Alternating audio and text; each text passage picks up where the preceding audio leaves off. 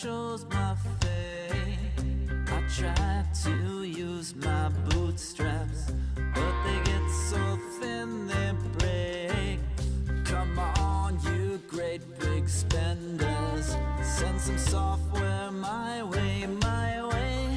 Looking down the streets of plenty, I see a callous nation while our taxes feed a war machine. Taxes feed a war machine. Our taxes feed a war machine. Taxes feed a war machine. Our taxes feed a war machine. Our taxes feed a war machine. Our taxes feed a war machine. Taxes feed a war machine.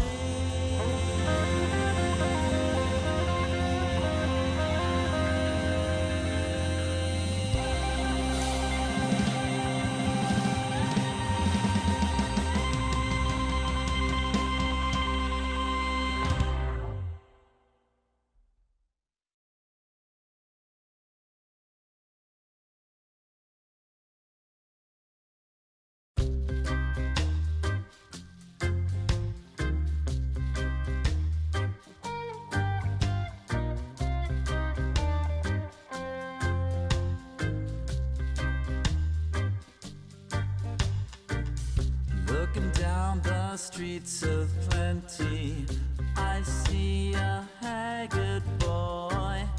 He ain't had much to eat now. He got no bed to sleep in. Why come this class division? All our souls be idling in remission. Pretend we just don't see it. Pretend we really don't feel it while our taxes feed a war machine. Our taxes feed a war machine. Our taxes feed a war machine. Taxes feed a war machine.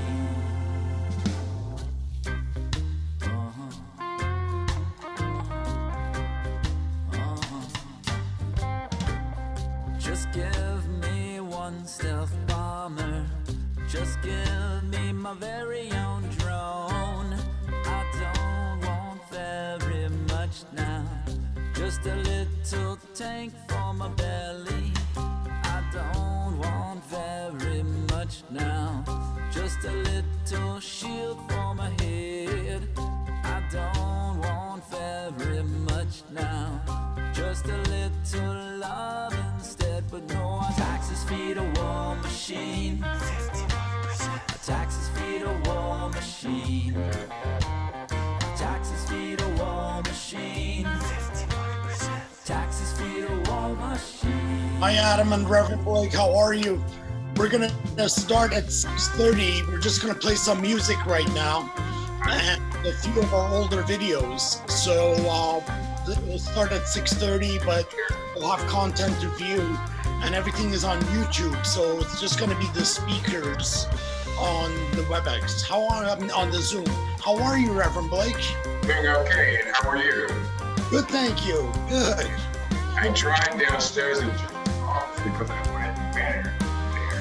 I couldn't connect with the internet. I computers or anyway. I'm in my office at the church. Oh wow! Could you do me a favor? Could you turn the more towards yourself? That's better. A little lower. Great. Up, up, up. A little bit up. Yep. Let's get the right. Perfect. Okay. All right. So yeah, this is the setup here. Hi, Adam. Hello.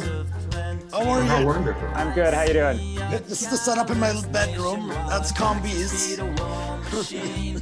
Great. I'm gonna be streaming this to Facebook and YouTube for us, and running the audio and recordings and all that on the background.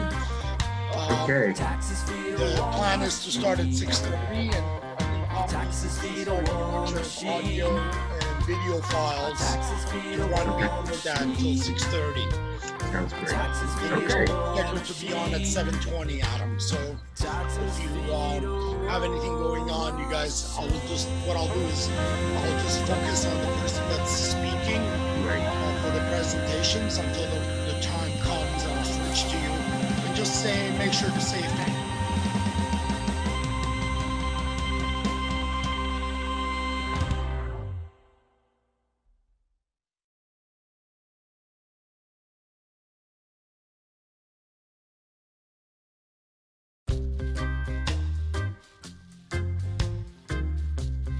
Look forward to that.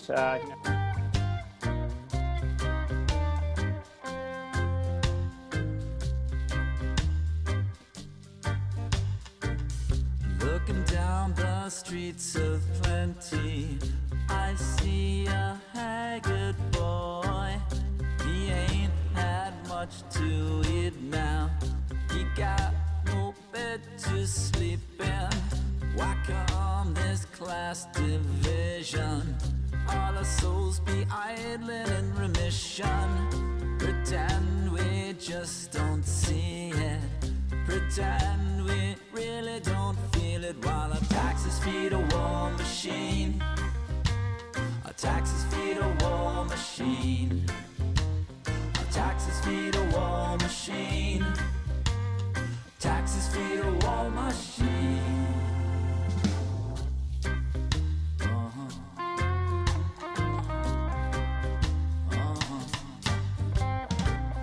Just give me one stealth bomber. Just give me my very own drone. I don't want very much now. Just a little tank for my belly. I don't want very much now.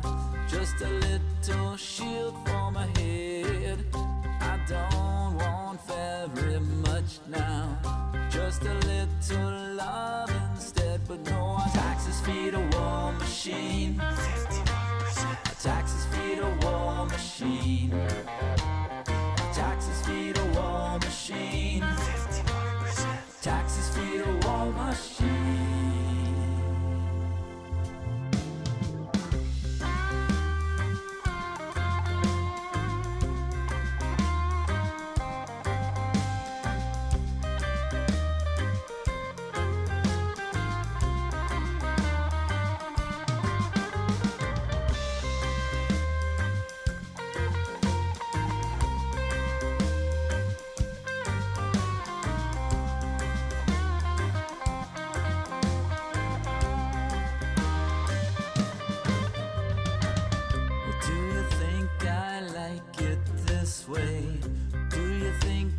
Chose my fate.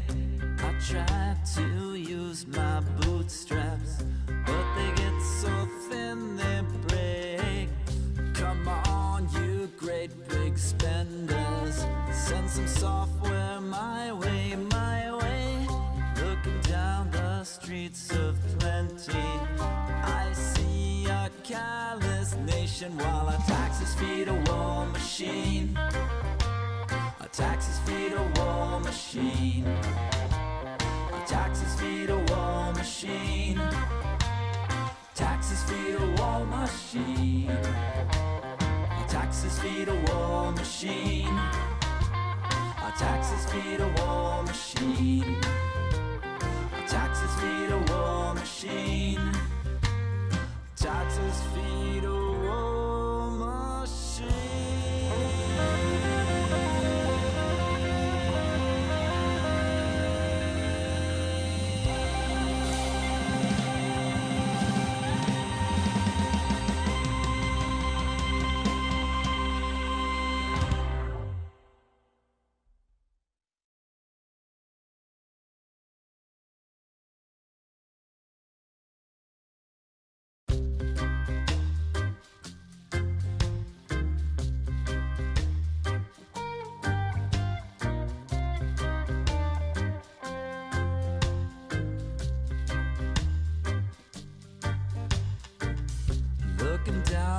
streets of plenty, I see a haggard boy. He ain't had much to eat now. He got no bed to sleep in. Why come this class division? All our souls be idling in remission. Pretend we just don't see it. Pretend we really don't feel it, while our taxes feed a war machine. Our taxes feed a war machine. Our taxes feed a war machine. Taxes feed a war machine.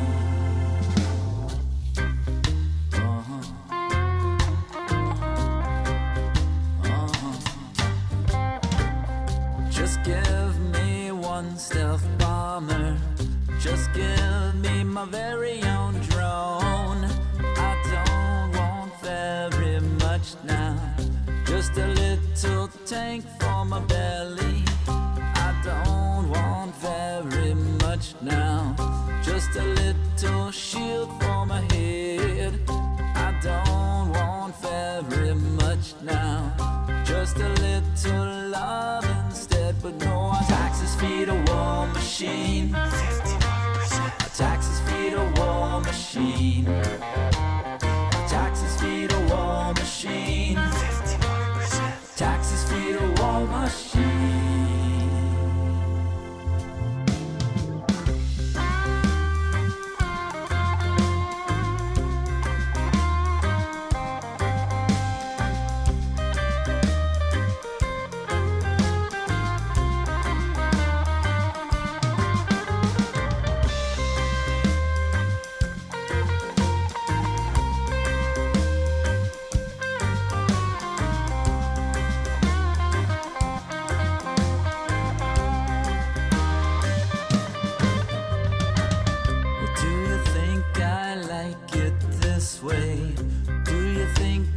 Chose my fate.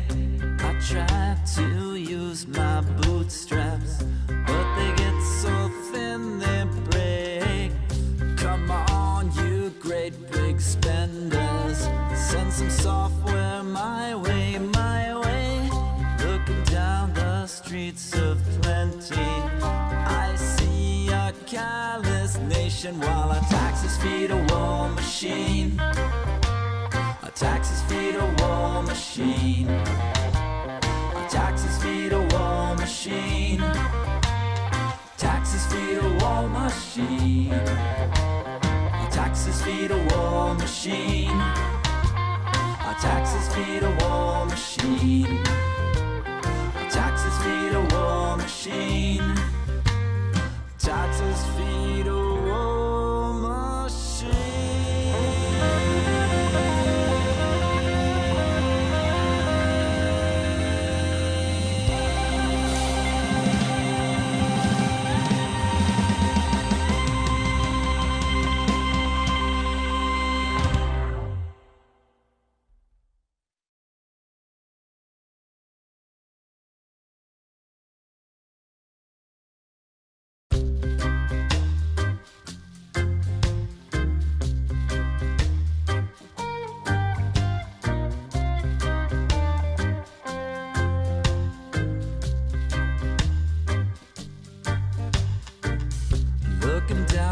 Streets of plenty, I see a haggard boy.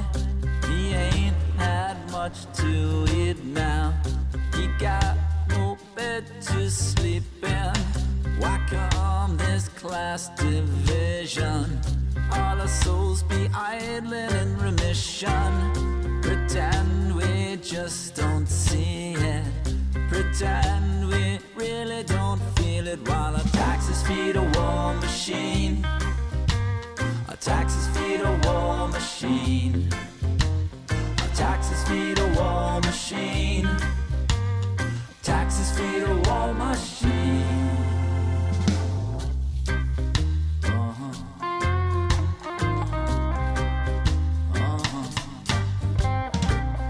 Just give me one stealth bomber. Just give me my very own drone. I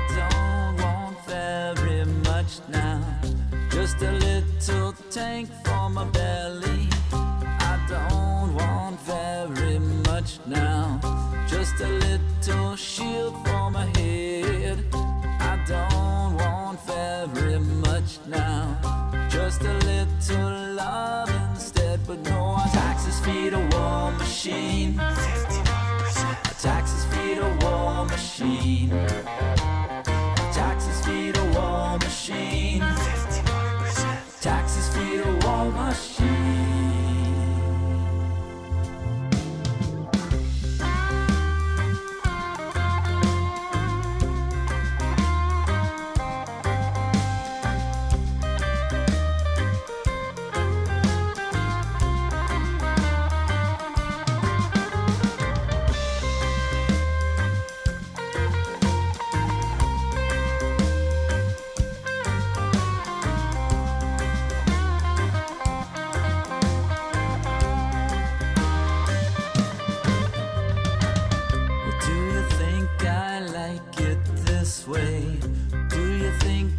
Chose my fate.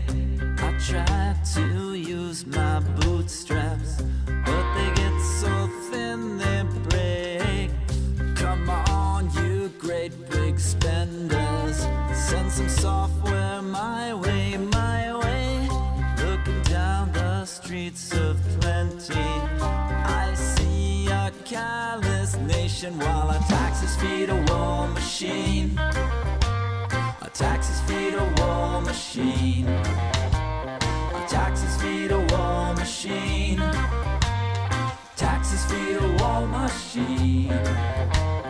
Taxes feed a war machine. Taxes feed a war machine. Taxes feed a war machine. Taxes feed a war machine.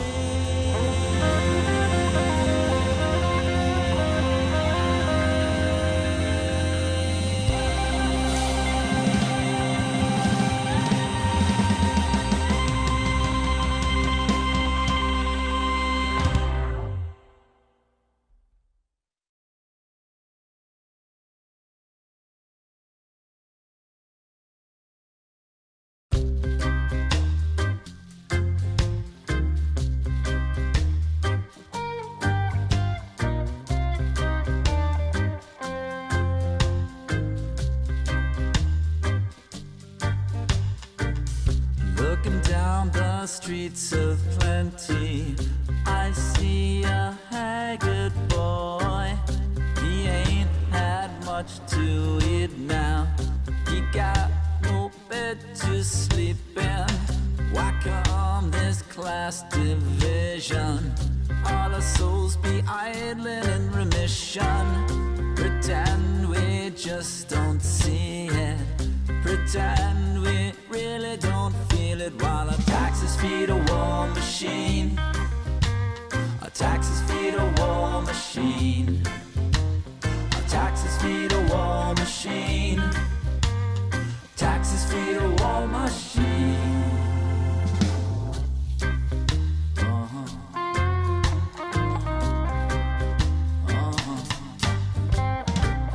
Just give me one stealth bomber. Just give me my very own drone.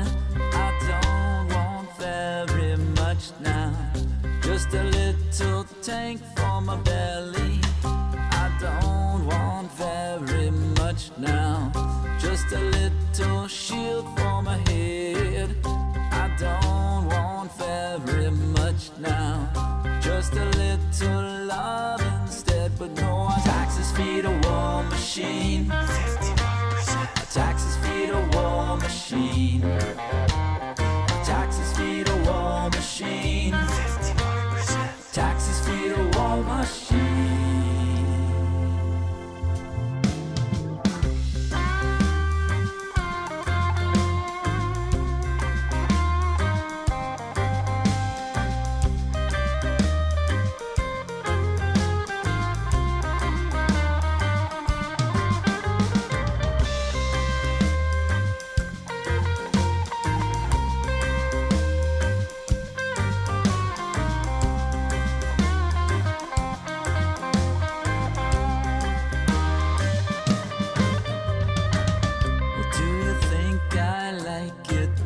way. Do you think I chose my fate? I tried to use my bootstraps, but they get so thin they break. Come on, you great big spenders, send some software my way, my way. Looking down the streets of plenty, I see a callous nation while our taxes feed a war machine. Our taxes feed a war machine. Our taxes feed a war machine. Taxes feed a war machine. Our taxes feed a war machine. Our taxes feed a war machine. Our taxes feed a war machine. Taxes feed a war machine.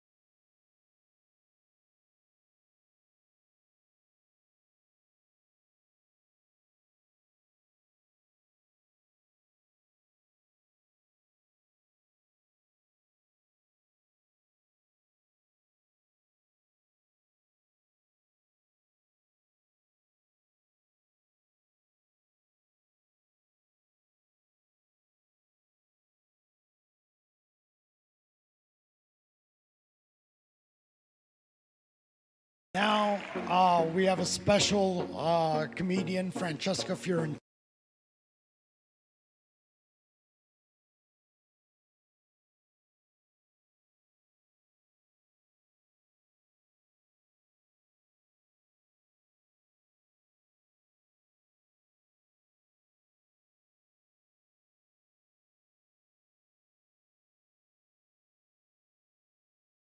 Now we have a special comedian, Francesca Fiorentini. Chloe McGovern, would you please come to the stage? Hi, I'm Chloe, and this Wednesday, July 24th, we're having a forum on ethics and technology and what we could do better. The men have made a mess, so I've been sent to clean it up. But I'm afraid of myself on Instagram. Like, I'm afraid of not the person I curate, you know, like she's #blessed. But I'm afraid of just like that creature staring into the glass beyond the void, like she is a sociopath. Comedian Alicia Datner, she did her first stand-up set when she was 18. She graduated from Hampshire College with a degree in stand-up comedy and filmmaking. Love it. Instagram has disrupted the entire experience of being on the beach. You cannot sit on a beach without seeing an Instagram photo shoot, like every square foot of the beach. You know, there's legions of women in their bikinis, full hair and makeup. They're, you know, it's like a full-scale amateur Sports Illustrated swimsuit issue shoot. Next comedian is a privacy attorney, so somehow does comedy at night. Mr. Arthur Gauss, would you please come on? I am an attorney. If I violate legal ethics, I lose my job. If a doctor violates medical ethics, he loses his job. If somebody violates tech ethics, they just send some PR flack out there to be like, well, it's true that Facebook allowed a dictator to mow down millions of protesters, but for every protester he mowed down, we donated 10 cents to the Hug a Puppy Foundation. We have a wonderful comedian. She is a software engineer by training during the day, and she does stand-up comedy at night. Annette Mulaney, if you could kindly come up and share with us what your story is. Don't do a lot of work. Actually, all these jokes that I'm telling tonight, I wrote while at work. Yeah. So if you don't like them, blame tech.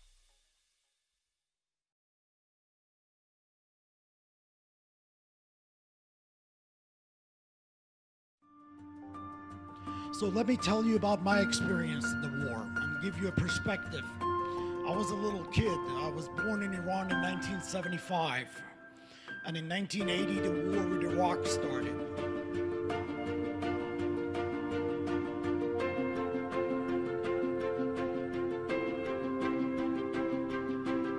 But this conference is about high technology. How does high technology actually create weapons that do confer advantages versus traditional firearms?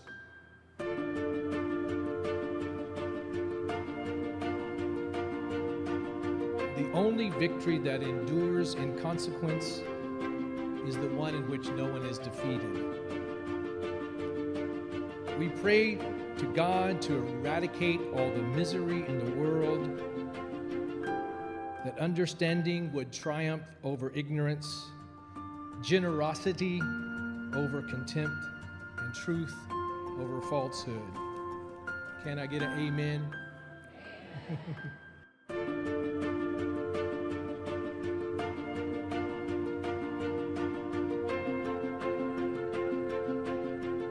So what happens if commercial tech companies start selling their technology to the US military, and there's no laws or policies in place to limit how that technology can be used? Part of the problem is that even those who select potential drone strike targets can't always be sure of who or what they're targeting. Daniel Hale, a former Air Force signals analyst, tasked with identifying high-value drone targets, said that the most disturbing thing is the uncertainty if anyone I was involved in killing or capturing was a civilian or not, because there really wasn't any way of knowing. By the way, Hale was recently arrested and charged under the Espionage Act. You keep selling guns to the bullies in the neighborhood and you expect peace. It's not gonna happen. I just ask you for one last request, and that is to do your part, whatever you think is the right thing to do. Contact your senators, contact your representatives, get active in the anti-war movement, and make sure that we stop the next war from happening.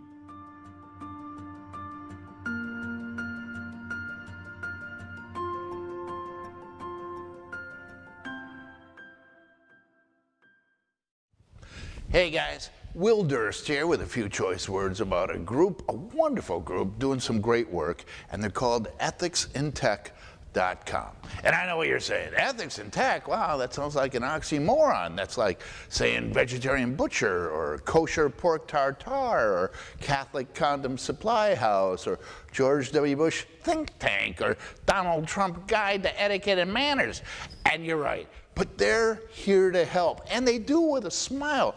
Every event that you go to will have a comedy component, along with expert speakers and panel discussions and audience community participation. So come on down, check out ethicsintech.com, and you can see past events, and you can read the blog, and you can see about upcoming events. So ethicsintech.com. It's simple, and you might want to consider volunteering or, throwing them a couple of bucks here and there. Any and or all donations will be accepted and appreciated. Ethics in tech. It doesn't have to be an oxymoron.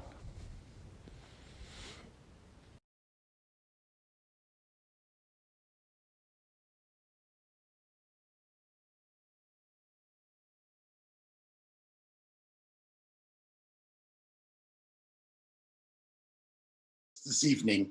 We have wonderful presenters from Human Rights Watch, Campaign to Stop Killer Robots, Electronic Frontier Foundation, Ethics in Tech, and the Church of Fellowship of All People, followed by 4 comedians and our friend Debbie Durst, an advisor to Ethics in Tech.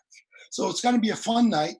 But before we get to the program, I wanted to take a few minutes and tell you why we're doing this and its importance. As you know, we live in pretty strange times. This past few months, over 100,000 Americans have died and thousands more globally. And of course, with the murder of George Floyd, the streets of the US broke out in peaceful protests. Both of these events showed us how our response to pandemics and our global response to things that can truly hurt us is ineffective. One thing we have discovered is, thanks to our military and our strong police force, we have plenty of rubber bullets, guns, tasers, batons to beat on protesters. But we sure don't have enough PPE equipment to protect the nurses and the people that work in the hospitals that are supposed to be saving our lives. It is at strange times when the US government decides to spend $740 billion plus on its defense industry, pulling out of nuclear treaties, investing $15 billion in a border wall, all of which cannot protect us from the tiniest little virus. So all these expenditures, in my view, are in the wrong direction. At Ethics in Tech, we always stood on the side of peace and promoting peace in our society. And we want to help technology folks make that decision and clear distinction of the work that they do in the tech sector matters, and the companies they work for matters. This day is the same day that Defense One Summit is taking place. If you go to my first slide, and I only have 2 slides. If you go to my first slide, Ethics in Tech found out about the Defense One Summit on June 16th through the 18th. These are some of the companies that are sponsors of Defense One Summit. Top of the name is Amazon Web Services and Amazon. Now, you might know Amazon as a company that's been running great ads saying how well they're protecting and responding to COVID-19. But did you know that they're working on the next generation of defense contracts and next generation of warfare by bidding on contracts from Jedi? Did you know that Amazon is responsible for providing infrastructure of up to $900 million worth to the CIA? Yet you trust them and you trust your shopping habits, your music watching habits, your listening devices of Alexa. You put their ring on your doors. And I think as a society, we need to have a choice that the companies that we do business with, that we buy our milk and music from, are not the ones that are trying to harm humanity, that are not trying to surveil on humanity. I'm guilty. I've worked for Amazon. I shop for Amazon on occasion. because it's so convenient. But I just want to highlight that these companies are responsible for billions and billions of dollars in defense contracts that goes to them. And they are not really responsible to you as the consumer. Amazon may be viewed as a customer-centric company, but I argue that Jeff Bezos is beholden to the defense contractors, to the defense industry that give him billions of dollars for his AWS infrastructure, and not to the small business or to the consumers that he supposedly serves. So with that said, I want to move to the second slide. If you like what you hear, if you think what we say resonate with you, these are a number of Twitter handles, these are a number of Facebook accounts and pages. Please follow them. Give us, amplify our voice so we can be heard. So with that said, I want to introduce our first speaker. We really need a prayer for healing and peace at such difficult times. We need it more than ever. Ethics in Tech is a non-religious organization. We don't care if you're agnostic, atheist, or a man of faith. Everyone is welcome. But we believe in the power of prayer. We believe that it's hope for humanity. And at times like this, when we're facing so much death, destruction, and weapon systems and surveillance, we need a prayer more than ever. I would like to introduce Reverend Dorsey Blake from the First Fellowship Church of San Francisco. Reverend Blake teaches at the School of Pacific in transformational leadership. Dr. Blake is a dear friend of mine, and he's been an activist all his life, and I would like him to say a few words. Dr. Blake.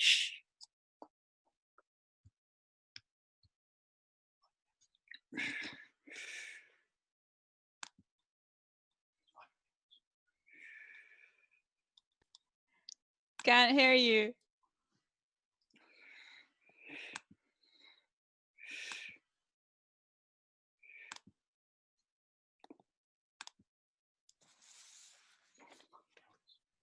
Okay.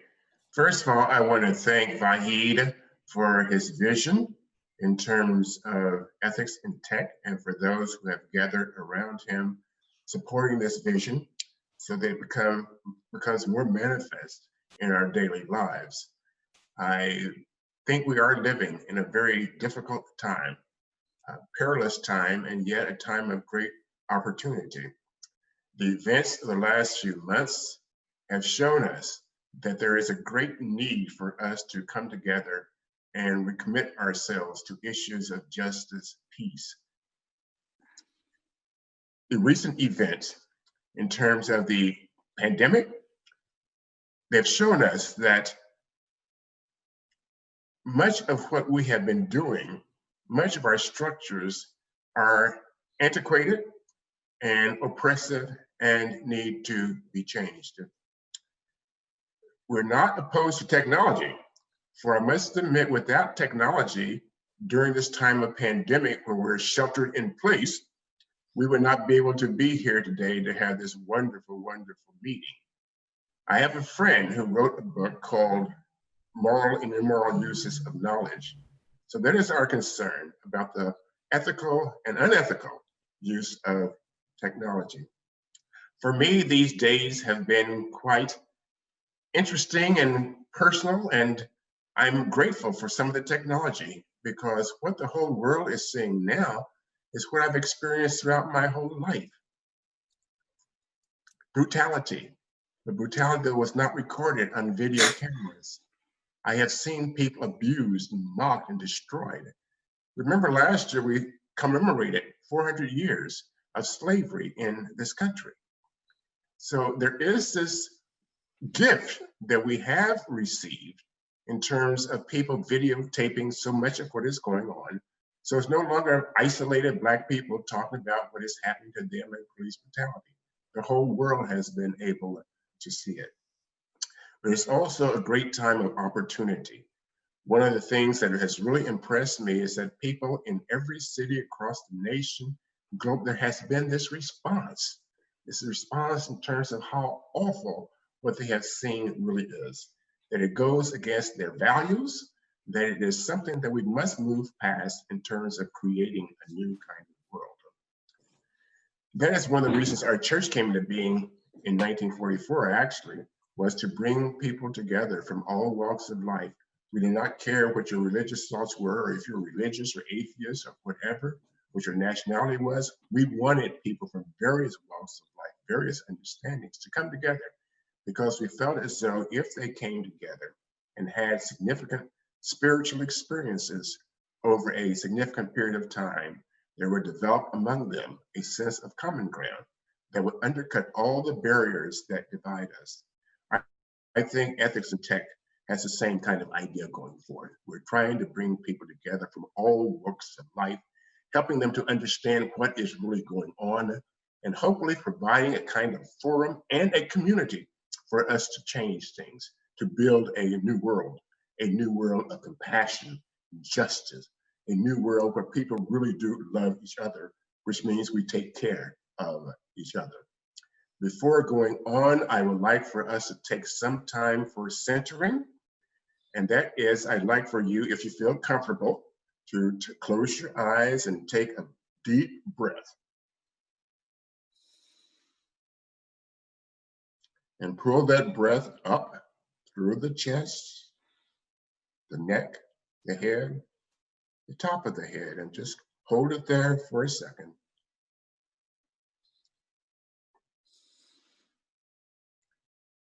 And release. Exhale. One more time, breathing from the abdomen, push the stomach out. Let the breath come up all the way to the top of your head. Hold it, release it. And one last time.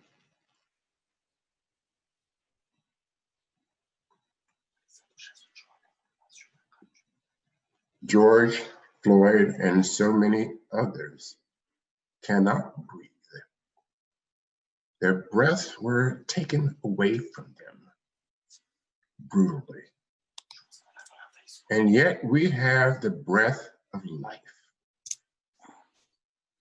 Why? Because we have the breath that it takes to create something new. And we were brought into this world to testify to the oneness of life. Not only human life, but all life.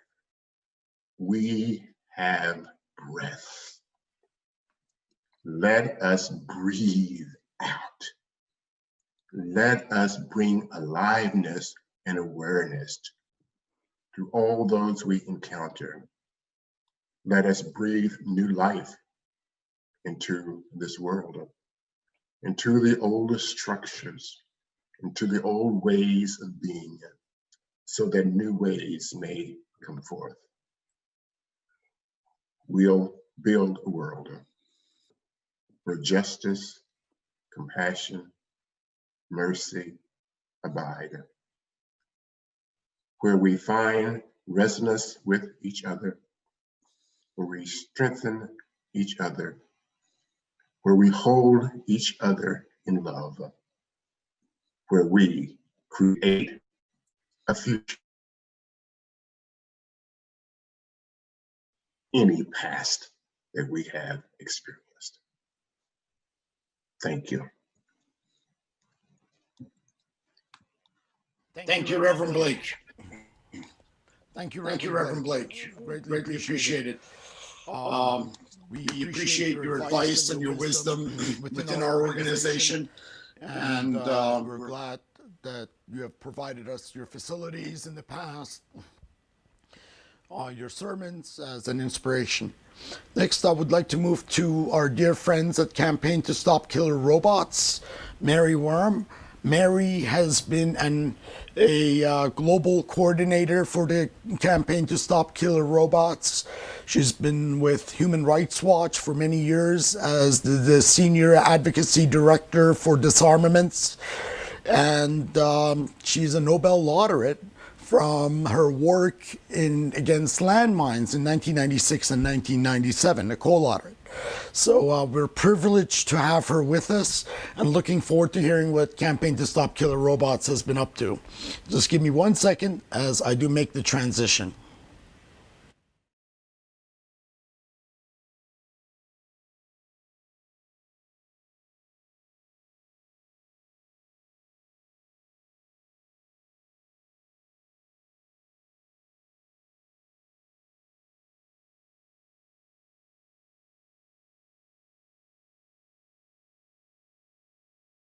And thank you to Reverend Blake for those words. It's a great honor to speak to Ethics in Tech on this event on the eve of June 10th. I'm based here in Washington, D.C.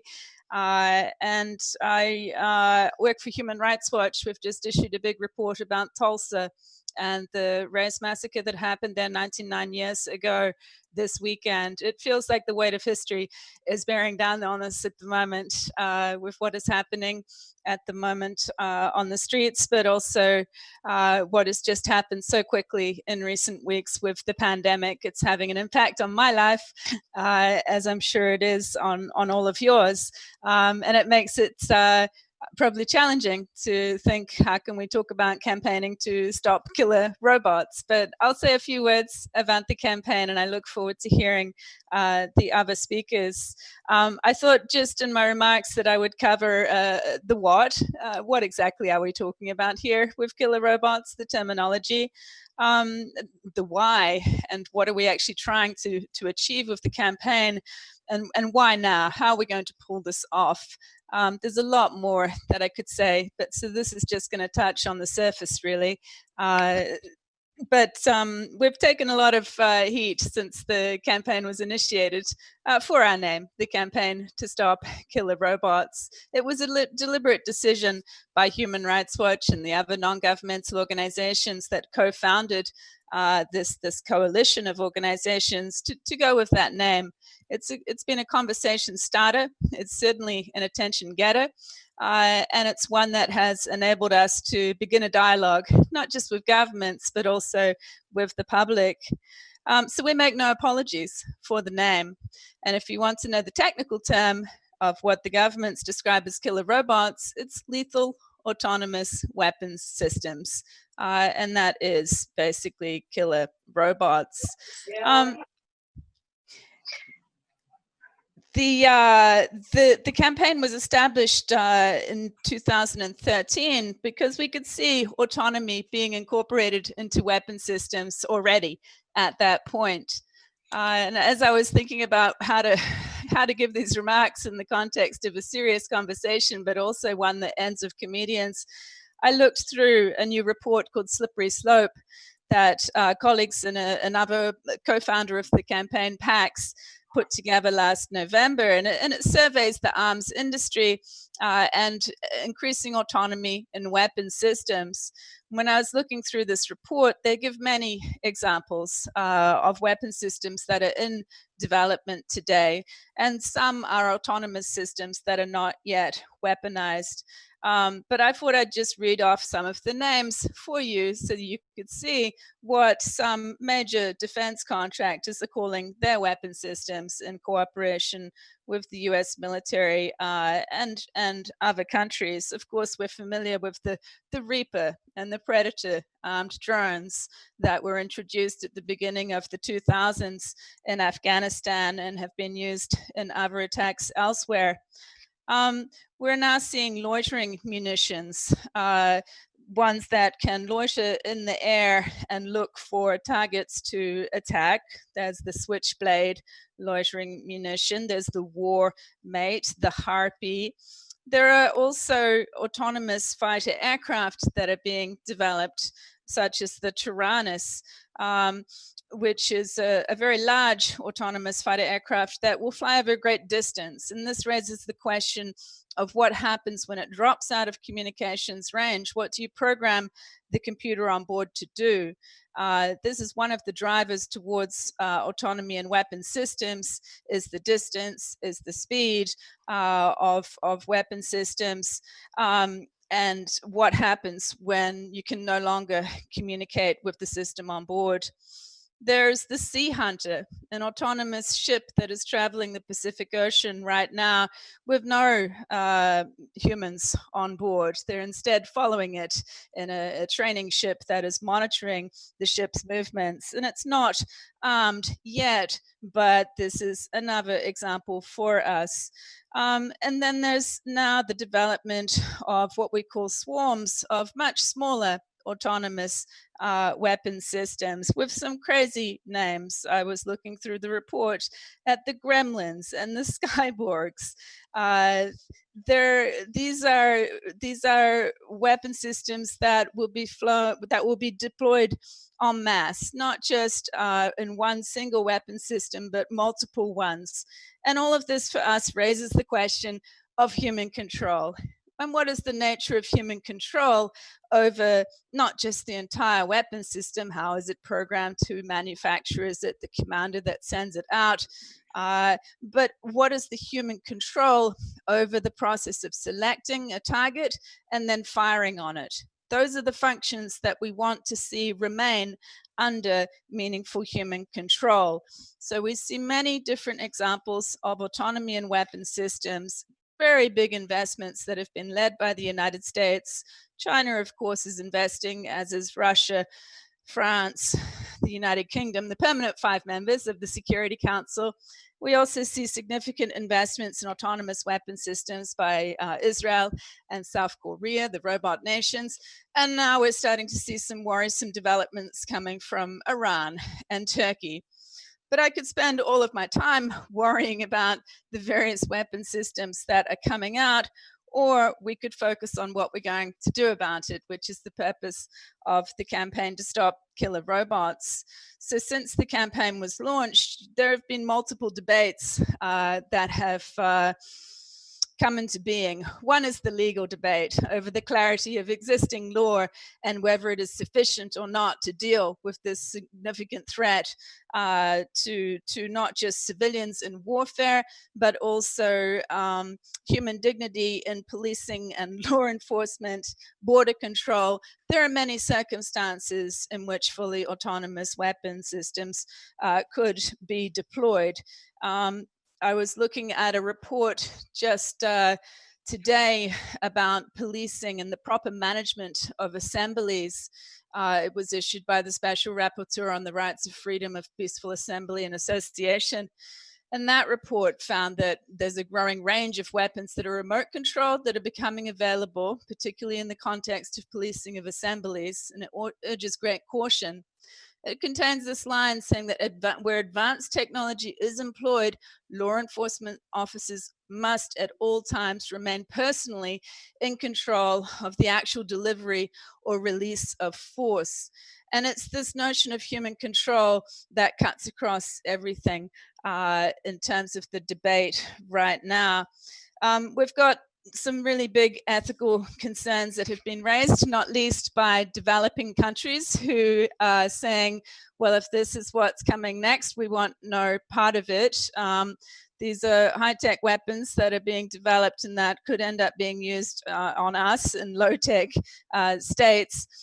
I'd say that the developing countries led by Pakistan, Cuba, and other countries from Latin America, from Africa, the Holy See, these are the countries who want to see regulation of fully autonomous weapons in the form of a new international treaty. And 30 of those countries seek a ban treaty, which is what the campaign to stop killer robots also desires. There is a desperate need to create the new treaty in order to provide operational guidance and to ensure accountability over individual attacks. But I think most important is the moral imperative to deal with autonomous weapon systems. And this notion that delegating life and death decisions to a machine is immoral and should not be done. This is because any killing orchestrated by a machine is arguably wrong, since machines cannot exercise human judgment or compassion. They're not endowed with reason or intellect. Humans are uniquely qualified to make moral decisions over the use of force, over the taking of another human life. And this is really the whole crux of the matter here. So when we talk about the international treaty, you often hear it'll be a ban treaty, it will take away something, but what it is seeking to take away is actually quite a positive thing. It's trying to prevent the deployment of weapon systems that lack that meaningful human control. So we want to establish the principle of human control over the use of force.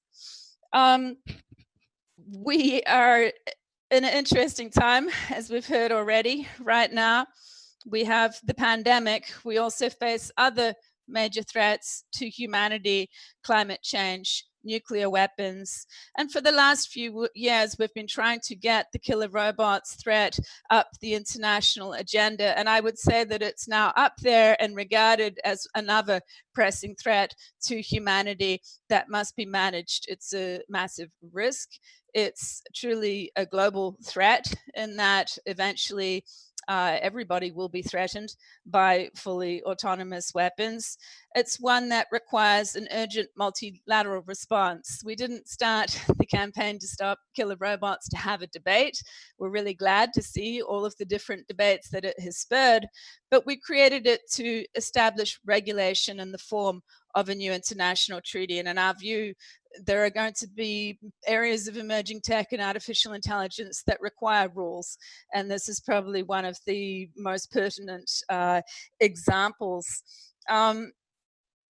We are in a situation, though, where the diplomacy, there have been, I think, 8 meetings on killer robots at the United Nations in Geneva since 2014. And those meetings have involved not just a half dozen countries, but more than 90 nations have participated in these talks, along with the International Committee of the Red Cross, UN actors, a whole lot of academics, and then our campaign to stop killer robots. They truly are a multilateral deliberation. Where they stall, though, is on what to do about this threat. And that's because of the consensus-based nature of the decision-making forum that they're in.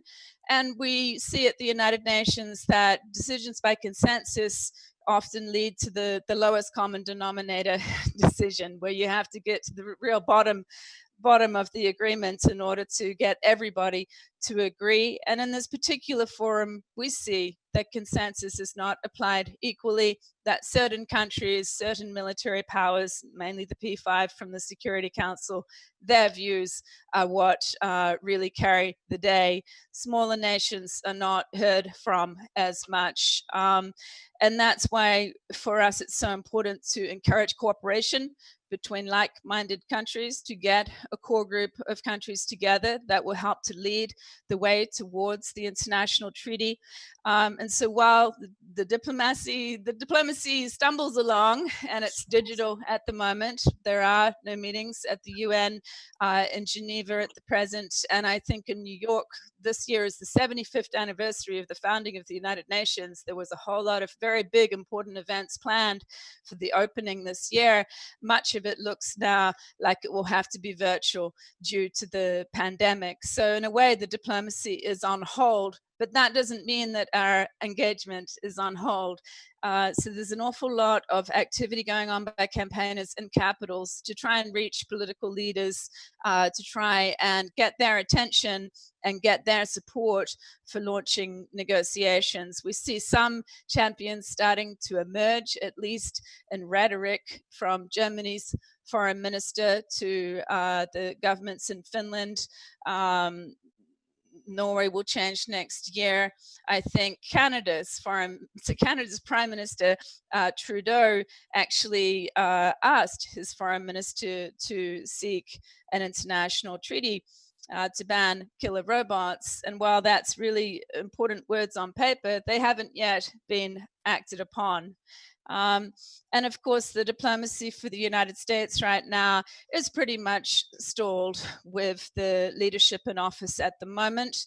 The United States participates in the talks on killer robots, but it does not want to see any outcome. Basically, it says that it is premature to decide where these talks should go when we're still trying to figure out here the parameters of this. That's exactly what Russia says as well, that we cannot possibly move too soon. On our point of view, we see these developments coming together very quickly, and we're getting frustrated with that. So we're about at the point where there's going to have to be a break. And we may end up having to negotiate the treaty outside of United Nations auspices, potentially without the United States or Russia involved. And that would be a real shame, because we do want to have major powers involved in these agreements.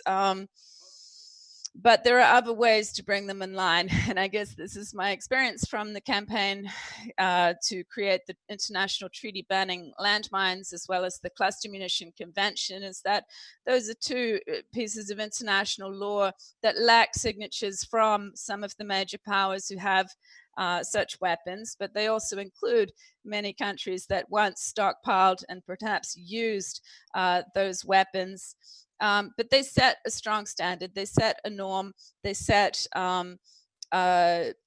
something that everybody has to aspire to and to try to abide by.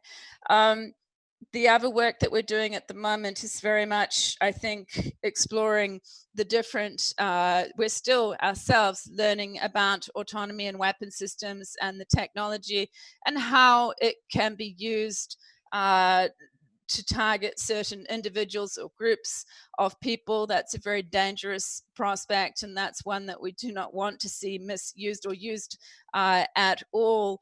We're also doing a lot of work to engage with youth at the moment, from students to scouts, and that work was awarded this week with a Peace Prize from the city of Ypres in Belgium, which was a city that was affected by World War I and World War II, saw the use of chemical weapons, of landmines and other explosive weapons. And they have a Peace Prize that the children of the city get to vote on.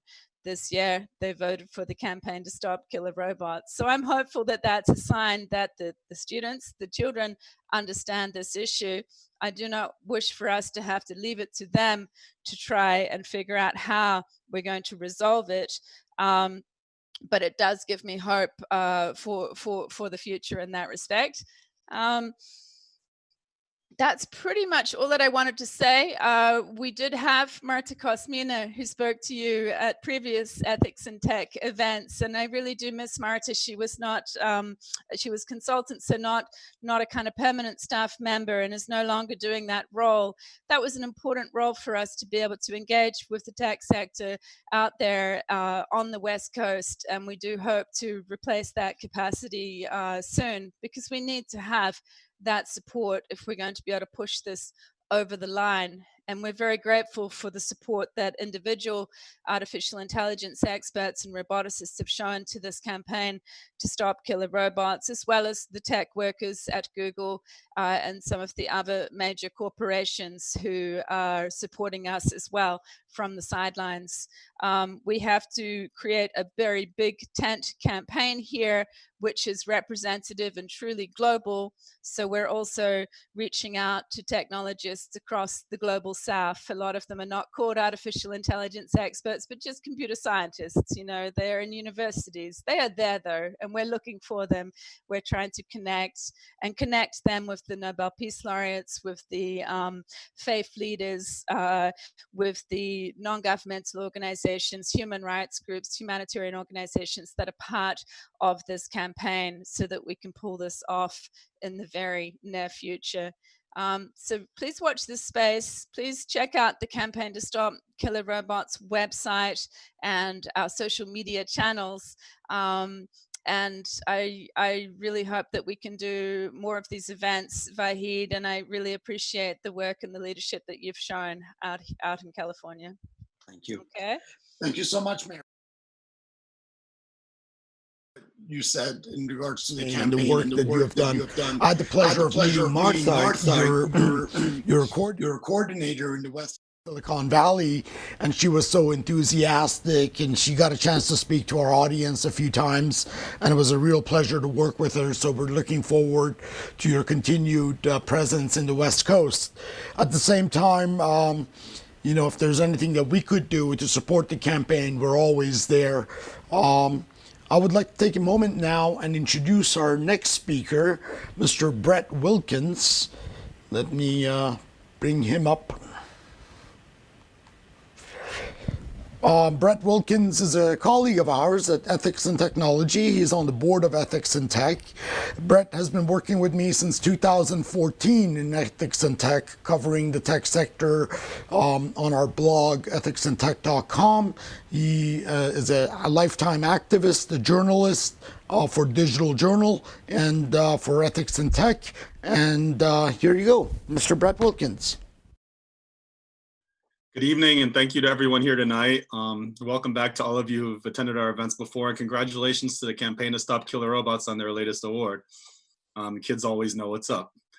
I was originally planning to speak about developments in weapons technology as well, but current events had other plans for all of us. And so I'm going to speak briefly about state surveillance, specifically about state surveillance of Black people in various movements and uprisings, from the red summer of a century ago to the streets outside of your window right now.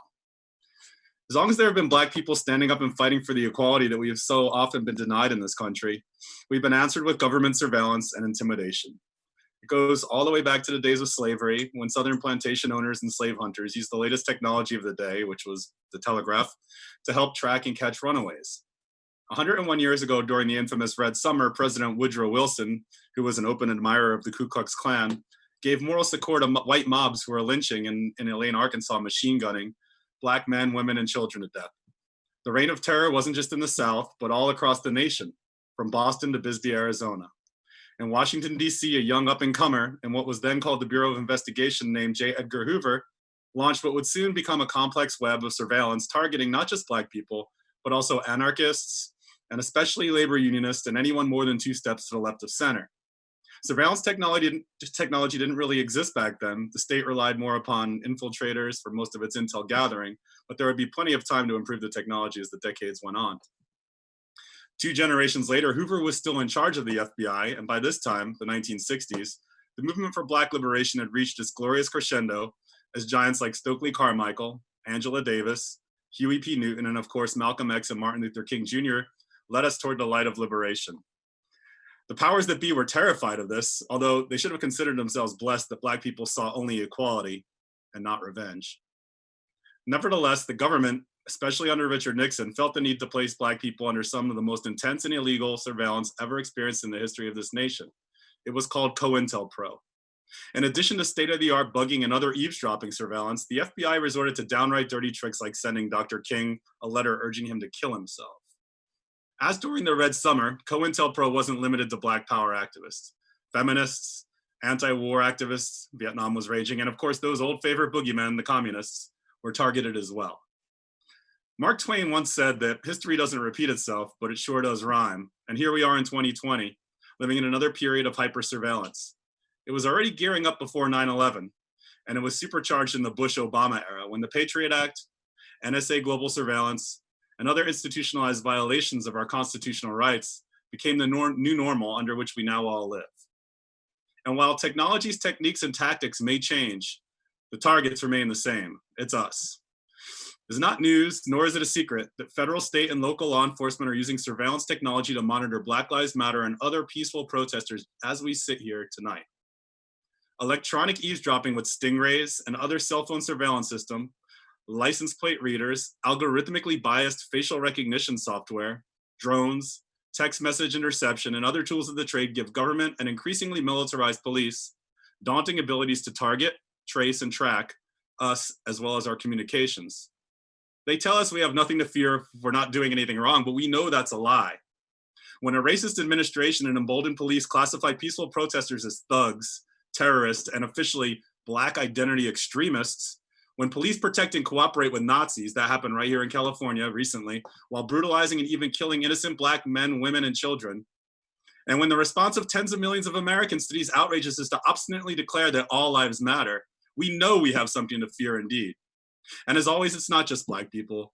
Anti-fascists, leftists of various stripes, climate change activists, animal rights activists, Muslims, immigrants and their allies fighting to close the latest iteration of American concentration camps, digital rights advocates, and maybe even some of you are being watched, sometimes in ways we don't even know about yet.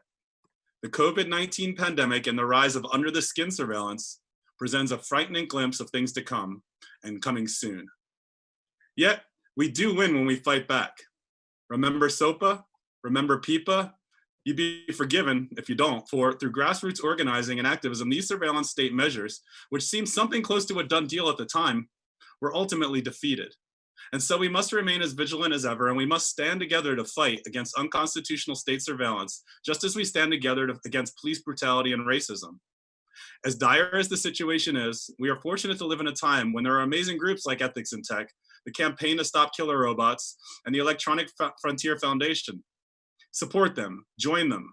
Keep fighting the good fight because a different world is possible, but only if we make it so. Thank you, and I hope you enjoy the comedians.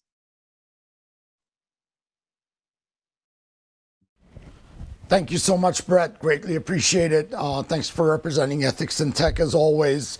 You know, we're a nonprofit organization. We're thankful to organizations that support us along the way. We have never reached out to corporate America for funding, and we've been funded through the support of viewers like you that have come to our previous events.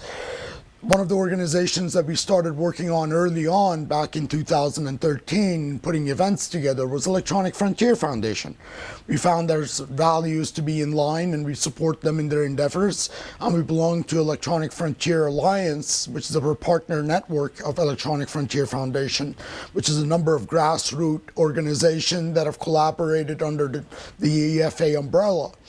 We're lucky tonight that we have Adam Schwartz from Electronic Frontier Foundation. He's a senior attorney working on surveillance as well as traveler rights across borders and the COVID-19 surveillance to do the next presentation. Adam, before working at AFF, spent 19 years at the ACLU, so he's been on the right side of the law protecting civil liberties for many, many years. We're grateful to have Adam here with us tonight. Give me 1 second to make sure he's unmuted. And Adam.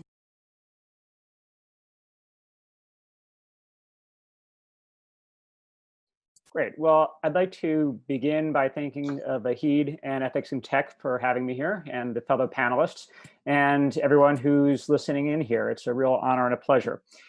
I will be talking about the threat to our digital rights posed by the COVID crisis. We, of course, are in extraordinary times with a raging pandemic, which is a great threat to all of our lives and health and our economic and emotional well-being. At EFF, we view it as our mission to make sure that as we try to come out of this crisis, we do the least possible damage to our privacy and other digital rights. We live in a time where governments and corporations are demanding all kinds of new surveillance powers in order to meet the public health crisis. But when we scratch under the surface, many of them are the same old plans and invasions of privacy that we've seen governments and corporations seeking for a very long time. So there are several of our liberties that are in play here. Privacy, of course, we already are greatly under scrutiny and through all of our interactions with technologies, and governments and corporations have become expert at mining that. It's a threat to our First Amendment rights to assemble and protest because people are chilled from participating when they fear this surveillance. It's a threat to racial justice because the more that we focus on these apparent quick fix technologies, the less attention and resources we have to meet the needs of the people of color who are tragically being left behind in public response to this public health crisis. So when we hear any proposals of new technologies of surveillance in this time of COVID, we ask three questions. The first is, will it even work? And many times it won't, in which case we just oppose the technology. Our second question is whether or not, even if it works, it would be too intrusive on our liberties. So just for example, we have opposed NSA mass surveillance of the internet for almost 2 decades. Even if it might rarely be effective in breaking up a terrorist ring, its impact on our liberties is simply too great. And number three, when a technology might be effective and is not too burdensome on our liberties to be considered at all, we ask whether there are sufficient safeguards, including consent, data minimization, anti-discrimination rules, and insurance that the program will end with the COVID crisis. And we approach this against a backdrop where over time, in times of crisis, government seizes powers, and when the crisis abates, government keeps the powers. And we have to make sure that that is not true here in the time of COVID. Before I turn to particular kinds of technological proposals that EFF has been struggling with, as we all have in the last 3 months, I want to emphasize that this is not a case of public health versus our rights, because when government adopts public health responses that are too burdensome and intrusive of our rights, it actually is dangerous to our public health. Studies show that when the public does not trust the government, that the public does not comply with suggestions from the government to meet the crisis, that people are more likely to socially distance and to wear masks and to do the other things the government is recommending when the government is seen as trustworthy. So for example, in the AIDS crisis a generation ago, the criminalization of transmission of HIV had the unintended consequence of discouraging some people from getting testing. And so we want to make sure that government takes an approach that is not too heavy-handed.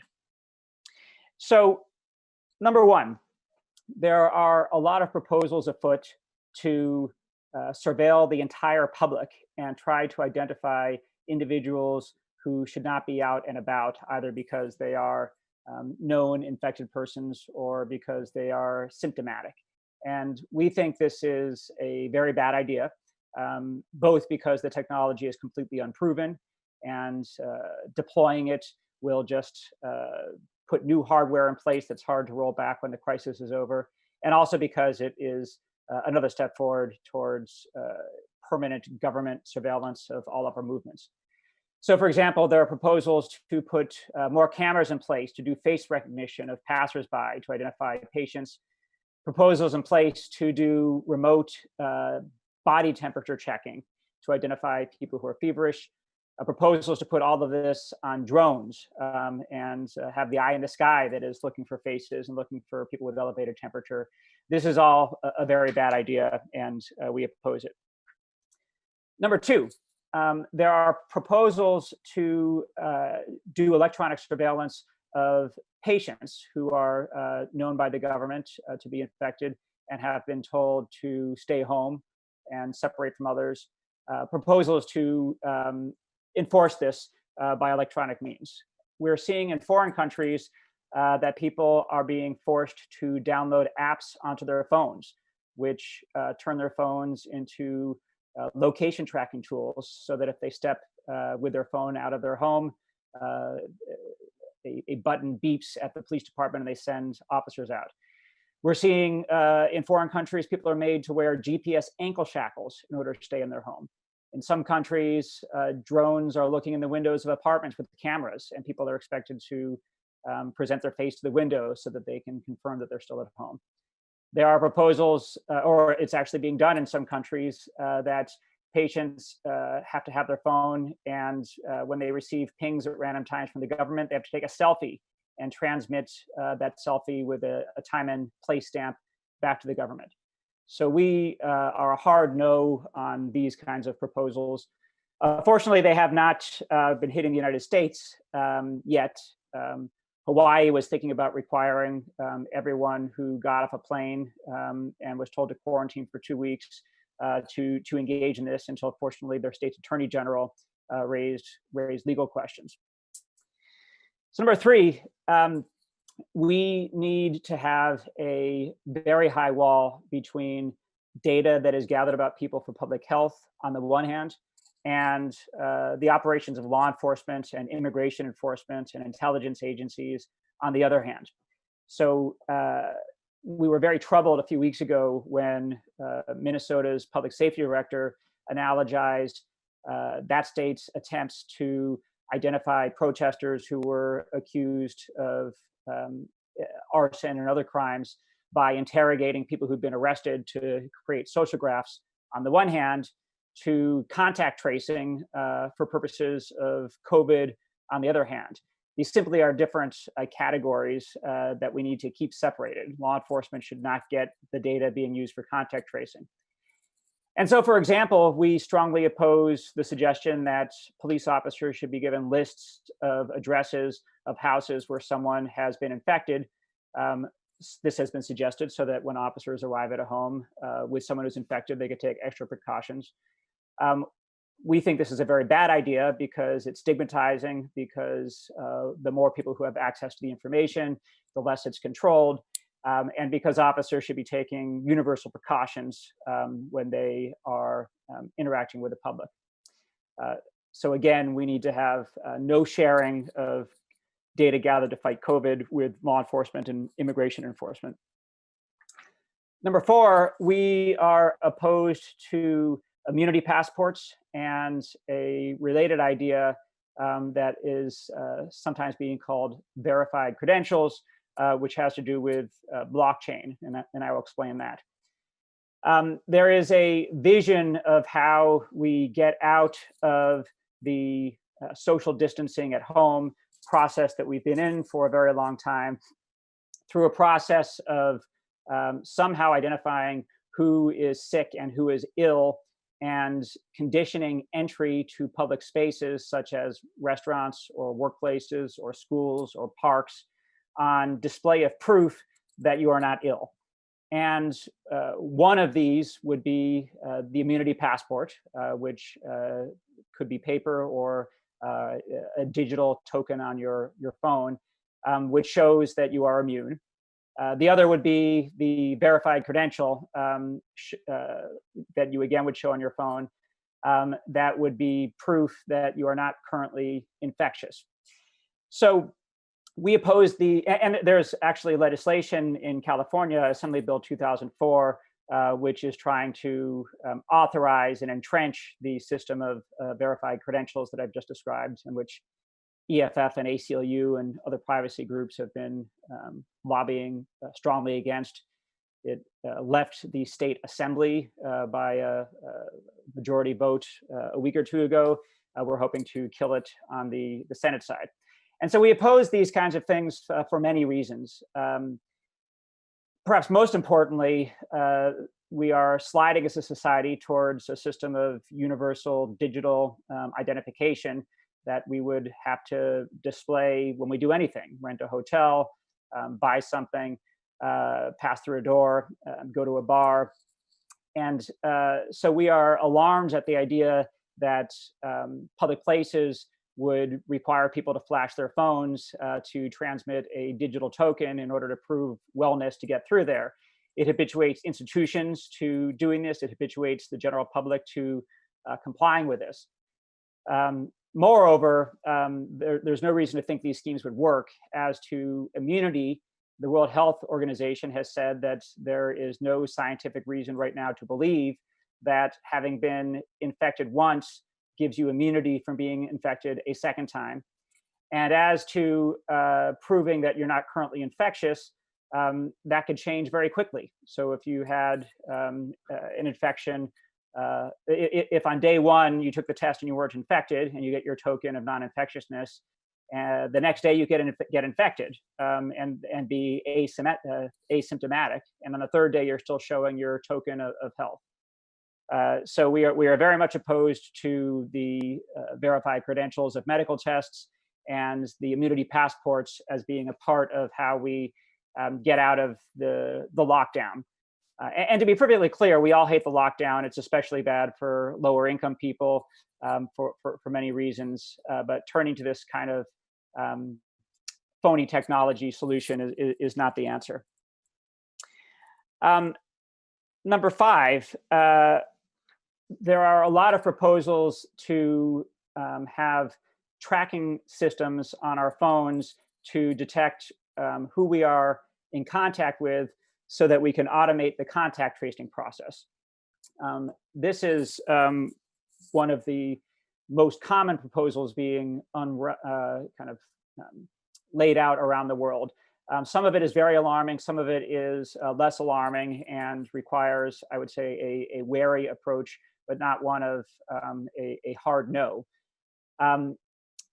What contact tracing is a centuries-old process of trying to contain an outbreak by, when you identify someone as infected, interviewing them about who they've been in contact with and where they've been, and then talking to those people in turn and seeing if they're infected and carrying out the process. And as we stand right now, there are efforts by many states to build up very quickly large infrastructures of contact tracing, and that clearly is important. It also is expensive and cumbersome, and it can be slow. So there was an episode in the last month where one person caused an outbreak by bar hopping in Korea, and they ultimately identified hundreds of people who had been infected. And in order to do that, they had to interview many thousands of people. So it's a big undertaking. So we can sympathize with the desire to come up with the magical app that will solve this problem for us, and very quickly identify who's been in contact with who, and bypass this historical cumbersome approach. This idea carries great privacy concern. As soon as you are using digital devices to map where people have been and who they've been in contact with and store this information somewhere, you are playing with privacy fire, because this information could be put to all kinds of nefarious uses, such as identifying who was at the protest and who was in contact with who at the protest, and who was planning for the protest. So one has to take a very fine-grained approach to this problem of the automated contact tracking apps. There's a category that we are a hard no on, which is doing this with location data. That is to say, our phones are constantly interacting with the GPS system in the satellites and the cell site system, our phones being in contact with cell towers. And a problem with this is that it simply is not granular enough to show that two people were within 2 meters or 6 feet of each other. It is, however, sufficient to show whether you went to work, whether you went to the movies, whether you went to a hospital that performs abortions. Information that simply is nobody's business. And so when it comes to automated contact tracing with apps that are based on location, such as GPS and cell site location information, we are a hard no. Fortunately, in the United States, a more common idea is to try to do this not with location data, but with proximity data. There is an existing infrastructure called Bluetooth, in which all kinds of different devices are in communication with each other, such as our phones and our earbuds and all kinds of other things. And the system might be retrofitted in order to detect signal strength and thereby estimate whether two devices were within 6 feet of each other. So the theory goes, and if we do this, that if you download the app to do automated proximity tracking, your phone would constantly be announcing a kind of random token, and other people with the app would be recognizing it and keeping it. You, in turn, would be capturing other people's tokens. And then if somebody gets ill and is confirmed as being ill by a doctor, all of the tokens they sent out get sent to a shared server. And the system is set up so that automatically everyone with the app their app is constantly asking for the list of tokens from the central server and checking to see if there's a match between the central server list of ill people and the tokens that the particular user collected. And if there's a match, they get a notification that they might have been exposed with a recommendation to seek a test and to self-isolate until then. So this system, many things need to be said about it. Number one, it might not work. Nothing like this has ever been tried before. We see all kinds of reasons for doubt that it works, one of which is that it's going to be both over-inclusive and under-inclusive. It's going to think that two people were in contact when they were separated by a wall. And it's going to think people were not in contact when one of them didn't carry their phone with them or didn't download the app.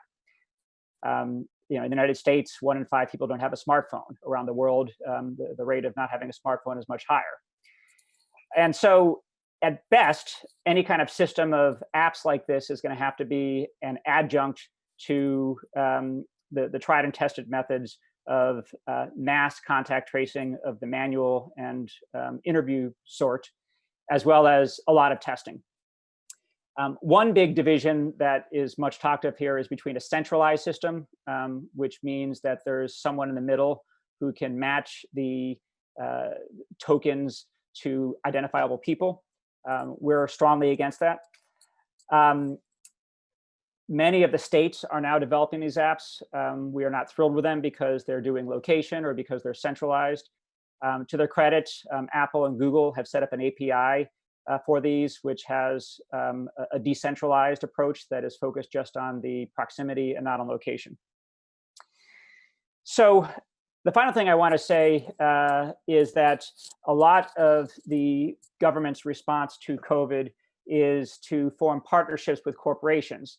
For example, websites that ask people their symptoms so that the website can direct them to testing, or the apps that I've just been describing, or the contact tracing, where corporations are being hired to set up the infrastructures to do the manual contact tracing.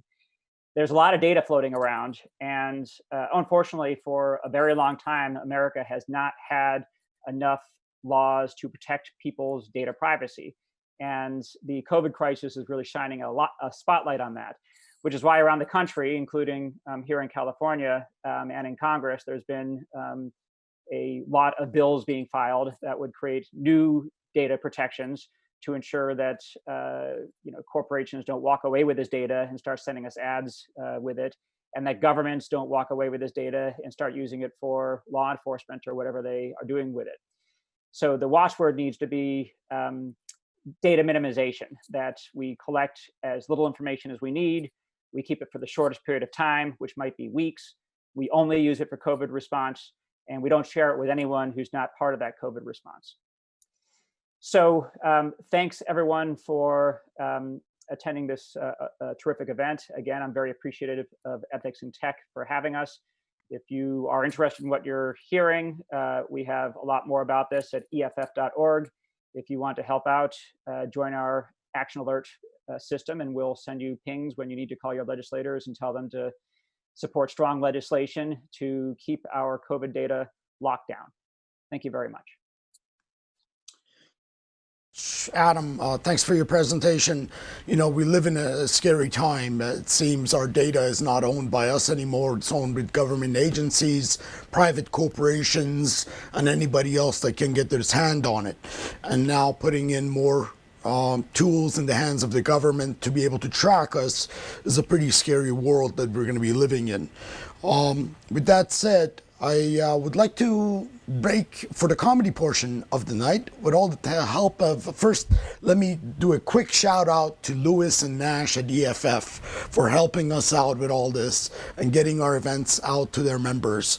But I want to follow up with our comedy, but before we go to Debbie Durst and the comedians, I would like to play a video of one of our older comedians, Will Durst, on our previous events. We wish him a healthy recovery, and here's the video.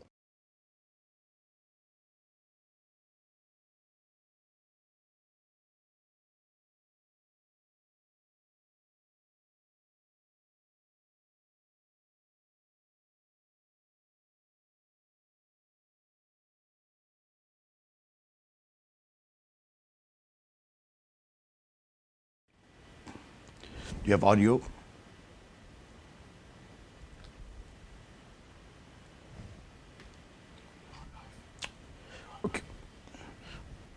Okay, great. Our apologies. It's our first time doing these live events. In the past, we had them in person, where I would be toasting you with a glass of wine and a pizza. Now it's a live events, and we run into a little technical difficulty in playing the video. But it was a video of Will Durst basically talking about ethics in tech from one of his previous events. And Will was supposed to be at our last event in December and unfortunately couldn't make it. But lucky for us, we have Will as an advisor to our organization. See, our advisors reflect the larger community that we come from. So from attorneys to folks in the legal professions, musicians, ecologists, environmentalists, comedians, they advise us. And my dear friend Debbie Durst is going to be talking next and doing the intros of the comedians. So give me a quick second while I unmute Debbie and put her on center stage.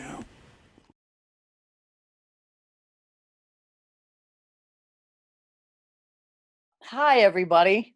Welcome. Thanks for coming tonight. It's a great honor to be hanging out with these great bunch of people. Will would love to be here, but I'm not quite sure everybody knows that Will Durst, who is probably America's foremost political comedian, had a stroke back in October. He is recovering. With this pandemic going on, it's kind of iffy. He hasn't really had any physical therapy going on, but I've made some calls and I actually am getting him into the stroke clinic up at UCSF next week, so he can be evaluated by a real doctor in person and get a referral so we can actually start physical therapy again. He's doing well. All of this is it's costing a lot of frayed nerves here at the Durst household. I'm living with 2 cats right now, and I'm wearing one right now. We've got a GoFundMe page up for Will. This is it's costing money to keep him where he is. Presently, the left side of his body is not working. We want to get his arm and his leg working again. So I'm just going to plug the GoFundMe page. If any of you have a buck or two to throw in there, it would be greatly appreciated. You can go to GoFundMe and search for Will Durst, or you GoFundMe.com/F/Will-Durst-needs-your-help. And the love that we have seen from people so far has been amazing. I want to thank Vahid for this platform today, and it's been a great pleasure to come up with some friends who are comedians who actually do this for a living when they're not stuck in their homes, to make people laugh out loud on purpose. These first couple of people that I'm going to introduce, I have known for quite some time. I think we go back into the last century together. In the comedic tradition of Nichols and May, Burns and Allen, Bonnie and Clyde, the Mike and Mari Show offers a satirical look at how political upheaval, society tensions, and tech befuddle and displace the common person. Ladies and gentlemen, we now bring you the lovely Michael Bossier and Mari Magaloni, aka Mike and Mari. Enjoy.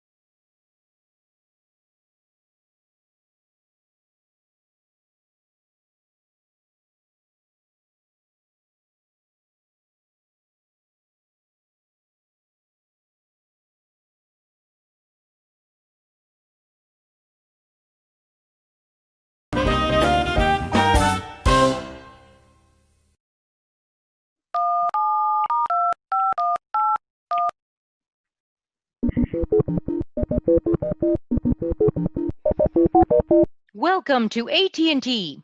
To continue in English, say 1. For German, say zwei. Para continuar en español, Diga tres. For more options, say more options. One English. You have chosen Jamaican. To continue, say one love. One English.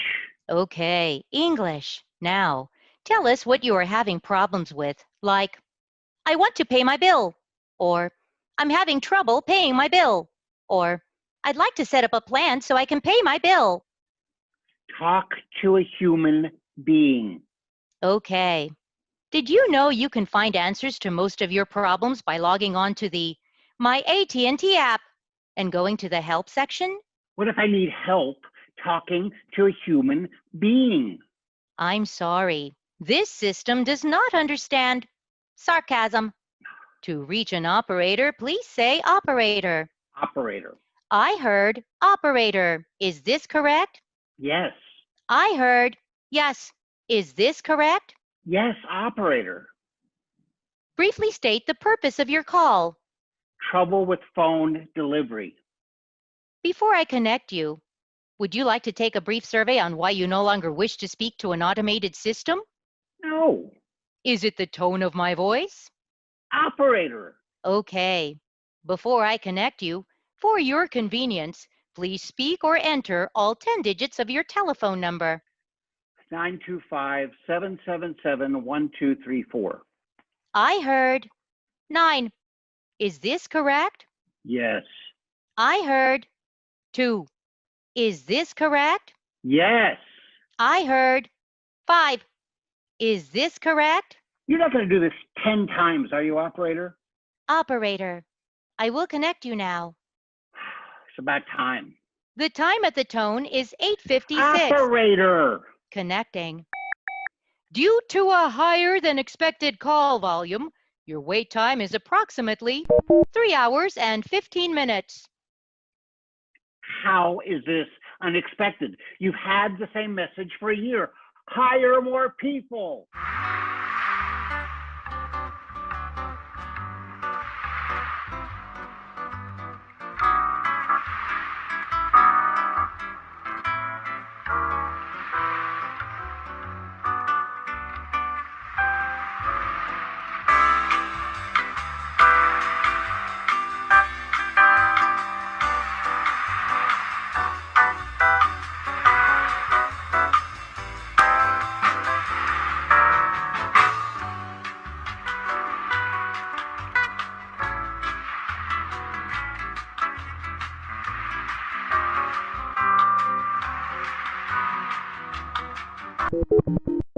We appreciate your waiting and being a valued member of the AT&T family. Thank God, a human being. May I have your phone number? All right, 925-777-1234. Thank you for that. I heard 9. Is that correct? Yes. I heard 2. Is that correct? Yes. I heard 5. Is that correct? Are you toying with me? For your added security, what is the name that your ex-girlfriend called you in an email dated October 13, 2010 at 1:56 a.m.? How do I know that? I don't even know who my girlfriend was in 2010. I have Bobby Bedwetter. Is that Okay. correct? Oh, no. You know what? I want to talk to a supervisor. You want to talk to a supervisor? Yes, I want to talk to your supervisor. Or would you be interested in a brief survey to rate my service? Supervisor. Hello, this is a supervisor. May I have your telephone number? No. You see, you're the same person that I just talked to, and you know my number. Sir, you asked to talk to a supervisor, and I am my own supervisor. You have a problem with me being a supervisor, I could transfer you to a brief customer survey to help us better serve you, the customer. Look, I ordered a phone a week ago. It was supposed to be here yesterday. It's not here. Doesn't anybody there care about my problems? Sounds like you want to talk to our chief empathy officer. I'll connect you right away. No. My battery's dying. Don't. Hello? This is AT&T's chief empathy officer. I can help. I'm Shirley. Hello, Shirley. I'm 92577. Oh, I know. Shoo. I know. And you don't have your brand new iPhone. Are you playing with me? I'm here for you, sir.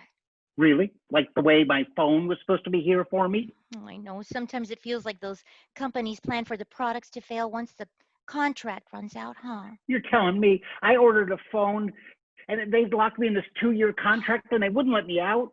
Oh, well, I'm not going anywhere until we solve your problem. You're a member of the AT&T family. We love you. Really? Is it love or just some customer satisfaction rating? Oh, why are you being so cold, Robert? Can I call you Robert? Why don't you just call me by the digits of my phone number? Oh, hey, how would you like more data for your troubles? No, you can't buy me off. Know what? I'm going to enroll you in the unlimited data plan with HD streaming, free hotspot, and no throttling over 5 gigabytes. I don't even know what you mean. You don't need to know. You just need to have faith in your global telecommunications provider.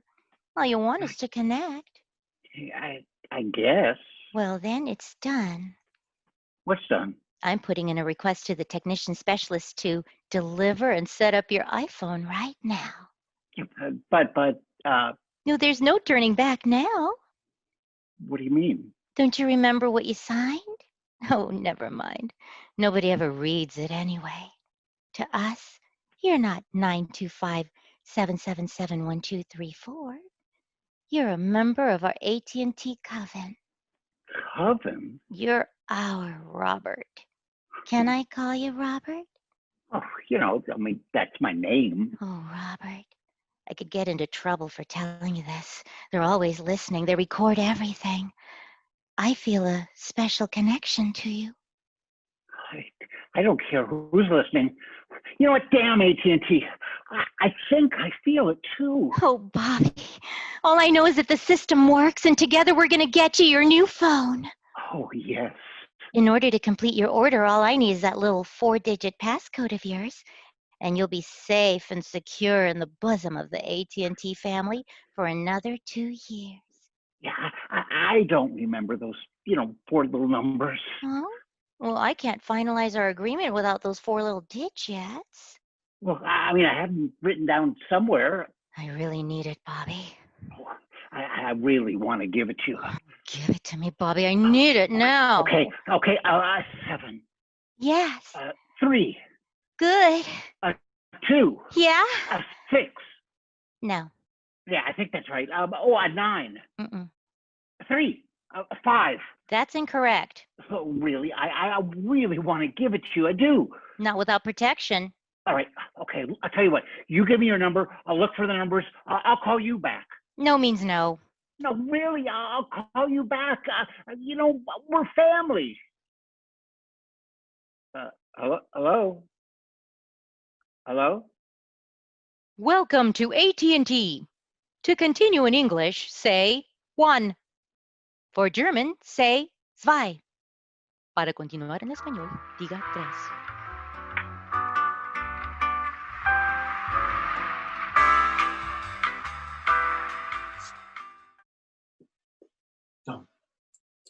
Debbie, you're on. Those kids always make me laugh.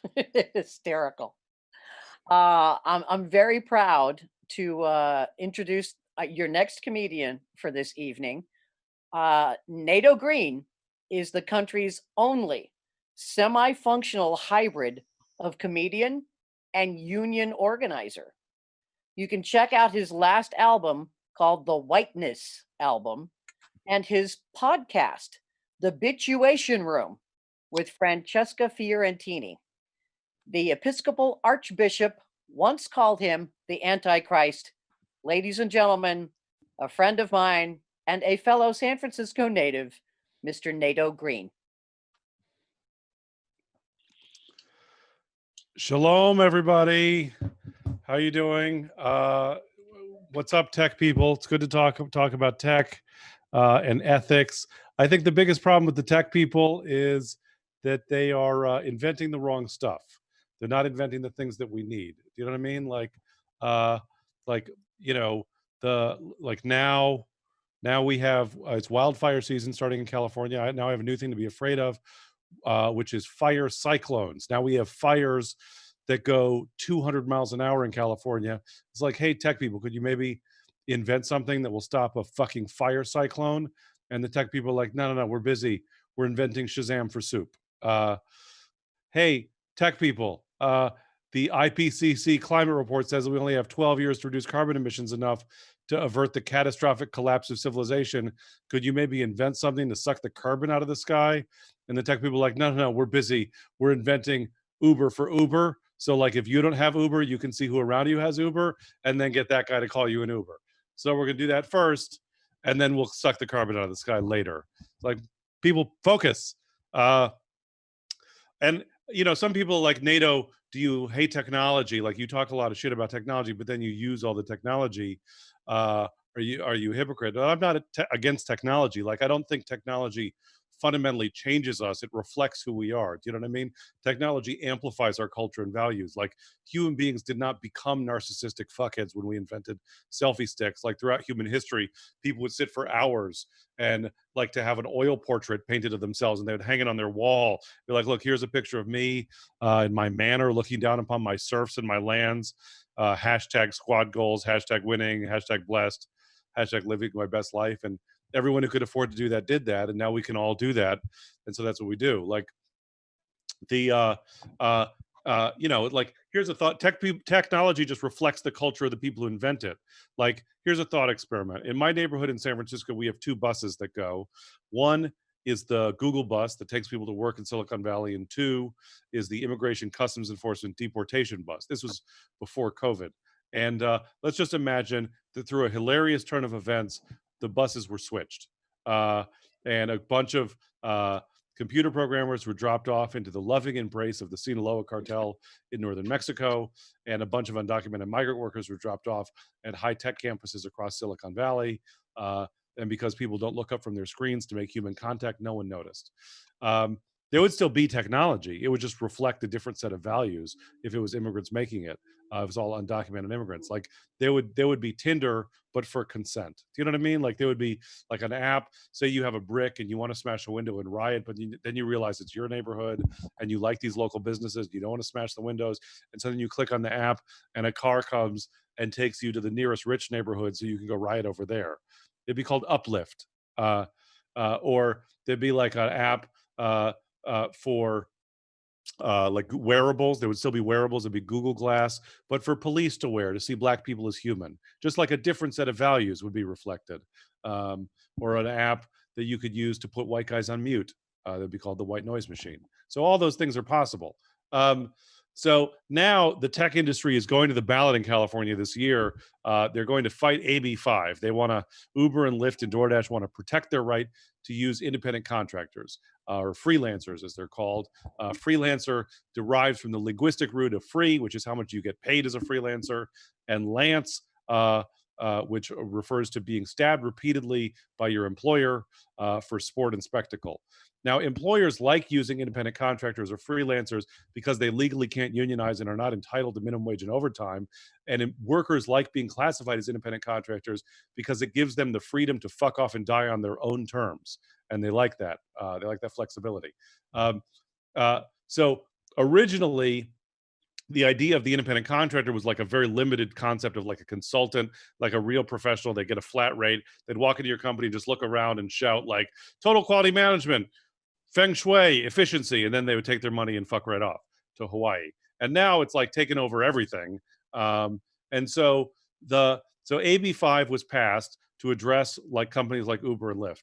And one of the ideas of the law is that a company cannot legally classify you as an independent contractor if what that you do is core to their business. And so Uber very cleverly tried to make all of its drivers sign something that says that they agree that Uber's business is as a tech company and not a car service. And this is very clever.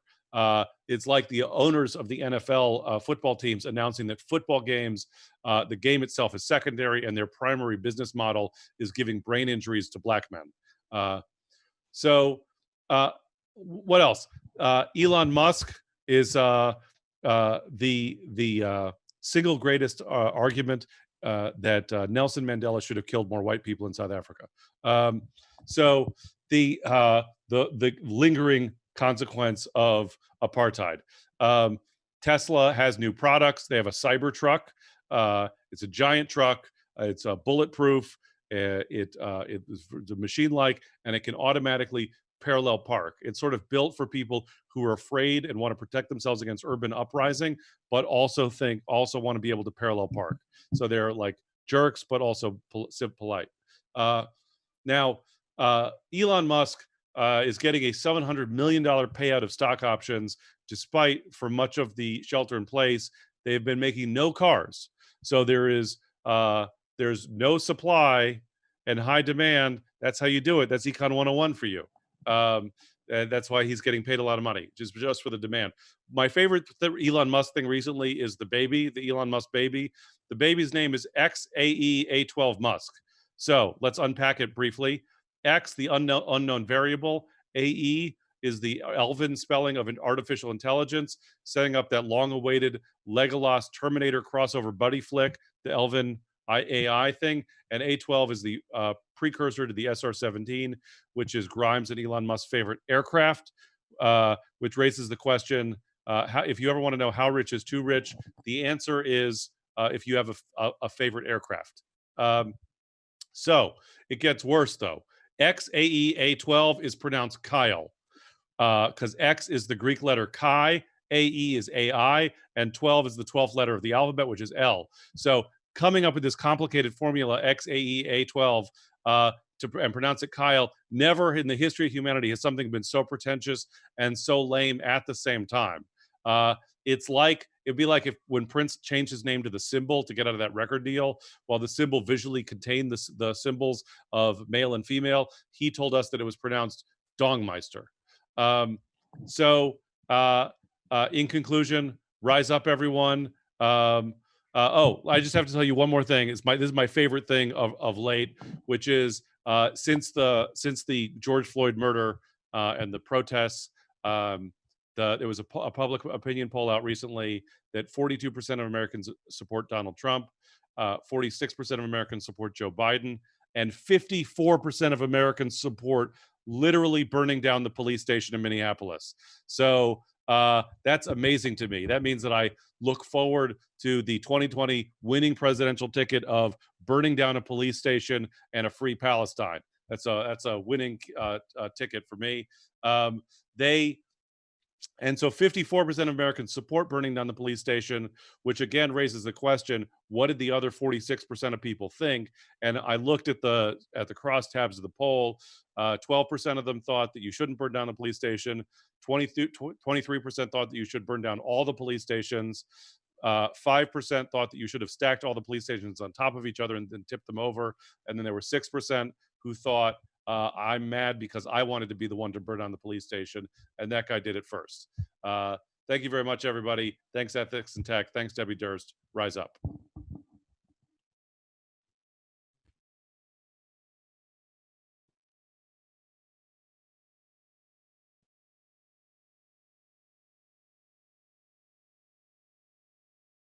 Thanks, NATO.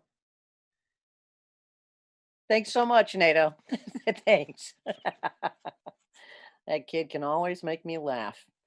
And speaking of making you laugh, this next kid, literally, I knew him when he was a kid, when his comedy was in black and white. And now he's moved on to full color.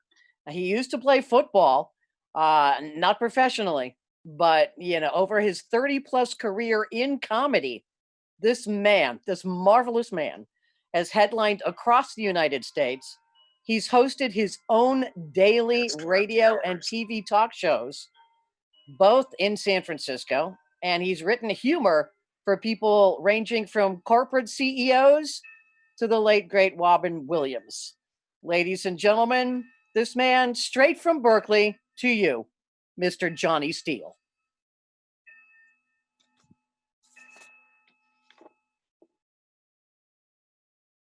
Unmute me. Am I unmuted? Yes. Yeah, you're unmuted. Yeah. Unmute.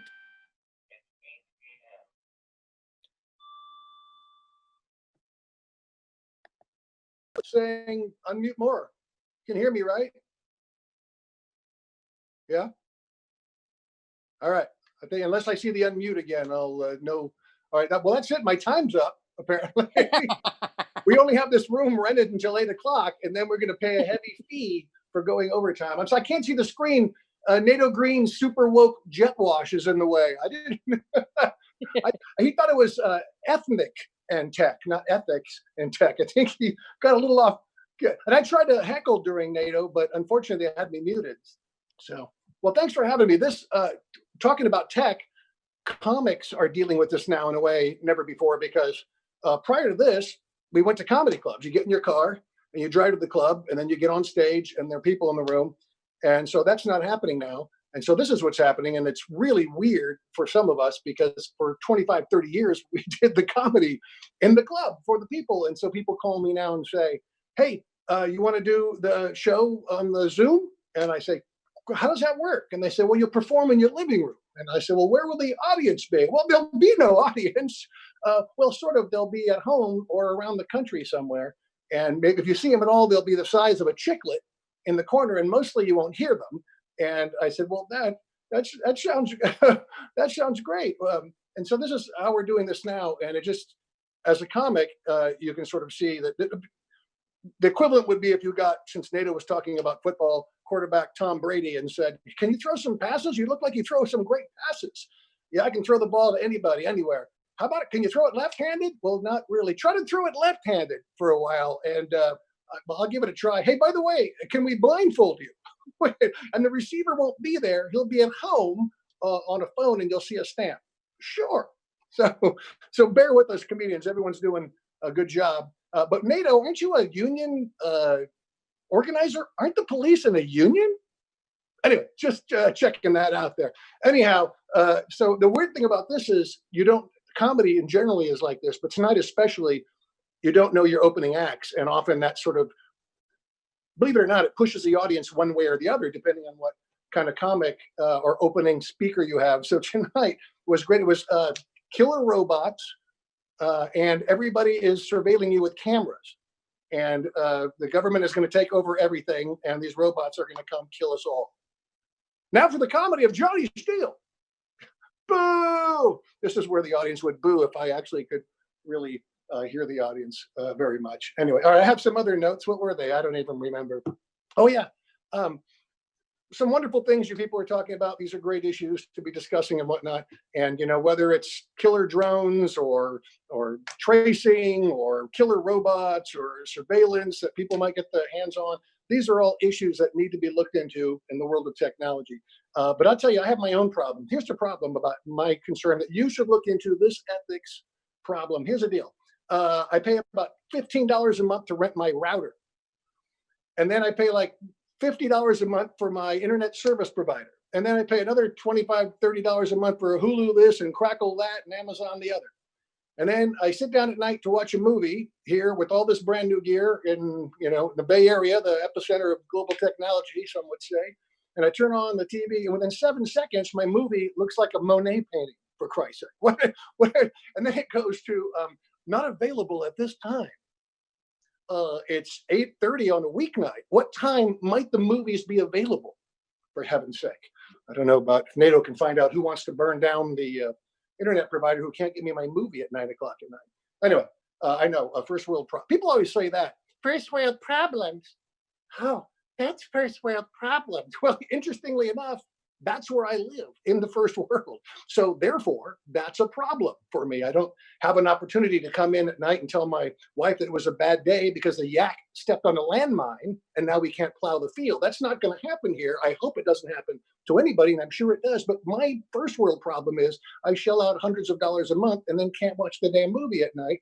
And this is my tech issue. Thank you. All right. So where were we? I think my time is up, right? Is that it? I just got the light. If I'm even on, I can't even know. If I'm not, doesn't matter. Anyhow, so what else about the tech? Yeah, the tech people, I don't know a tremendous amount of them. I do have some neighbors who are tech people. And it's interesting because from what I'm learning is my career is over thanks to can't perform live anymore. But the tech people are simply moving home because they don't need to be in the office. anymore, which is very interesting. So I know a lot of them. I thought, well, God, isn't that weird? You can't go to the office and you can't be with other people. And from what I understand, a lot of the tech people are very comfortable being home alone because that's how most of them spent prom night in high school. So I also teach comedy. And so anybody interested in knowing about comedy, this is generally the way you like to just piss off the audience if possible, which the one advantage to doing comedy on the phone is that some guy can't try to attack you from the audience. But as Debbie said, I played football years ago, so I'm generally not too worried about that. The one big beef I have, and my friend works for this tech company, sort of, where you have a device that hooks to your wall and you exercise, and then the trainer's on a screen and all that. And that would be great because I'm gained 10 pounds since February. And before that, I had been trying to lose 10 pounds before the whole shutdown, COVID, can't go to the gym. I've been trying to lose 10 pounds for 10 years, which that's a pound a year if you haven't been able to figure that out. And which is like, an ounce, a little over an ounce a month. I don't know what pathetic, sad stick-to-itiveness I lack that I couldn't figure out how to lose an ounce a month. I mean, just burn a couple more calories for heaven's sake. I mean, when you walk across the room in the morning from your bedroom to the shower halfway, just go like that. That's got to be 18 extra calories and the pounds would melt off. But now, as I notice on this camera, I got face meat. I need a little makeup because the light's a little bright. Where's my makeup for this tech show? That's my problem with these kind of things. Is that whole thing. Yeah, I miss the gym, but what I don't miss at the gym is scales. My gym had scales like stepping stones in a frog pond, for heaven's sake. They're everywhere. Hey, I get you couldn't step without stepping on a scale. I get it. Scales, overweight, lose 10 pounds. Here's an idea. Why don't you put the scales at the bakery, for heaven's sake, where the scales could do some good. This is where the laughter would be, were there an audience that were actually in my living room, whatnot. Well, I have to wrap it up here. I have to get moving here and knock off a few pounds, but congratulations to you for putting this together. And I don't know. The issues are that you're looking at are pretty huge. I'm just trying to find the remote and figure out why my car alarm won't go off. So if you have any of those tech issues that any of these people that I haven't pissed off yet could come talk to me about, please do. Thank you guys very much. I'll return you to the lovely and attractive Debbie Durst. And yes, Will Durst, please recover. Hey, Debbie's gone. How you doing? Debbie, you look great. I don't know. The blue looks great on you. You'd never wear blue, but now you look great in it. So wait a minute. Thank you very much for having me. Are you there? Are you gone? All right. Debbie, you look great. That blue sweater on you looks beautiful, and I love your hair. Oh, wait, that's you. That's me. Now it's me. Now it's me. Yeah, thank you. You have to be a certain age during a Zoom where you go like this. Because it's a Zoom. Get it? You're so wacky. Thanks for having us, Johnny Steele. Thank you so much, Debbie. Mr. Durst and everybody doing all the good work. Thank you. Thanks, Johnny. Thank you, Nato. Thank you, Johnny. Thanks, Mari. Thanks, Mikey. Thanks, Fahid. This was great. Yep. I want to show one video from Will Durst that we didn't get a chance to see. We ran into a technical glitch. So this is a short video of his last event with us. So, Combies, if you don't mind playing that video. Hey guys, Will Durst here with a few choice words about a group, a wonderful group, doing some great work, and they're called ethicsintech.com. And I know what you're saying, ethics in tech, wow, that sounds like an oxymoron. That's like saying vegetarian butcher, or kosher pork tartare, or Catholic condom supply house, or George W. Bush think tank, or Donald Trump guide to etiquette and manners. And you're right. But they're here to help, and they do with a smile. Every event that you go to will have a comedy component, along with expert speakers and panel discussions and audience community participation. So come on down, check out ethicsintech.com, and you can see past events, and you can read the blog, and you can see about upcoming events. So ethicsintech.com. It's simple, and you might want to consider volunteering, or throwing them a couple of bucks here and there. Any and or all donations will be accepted and appreciated. Ethics in tech. It doesn't have to be an oxymoron.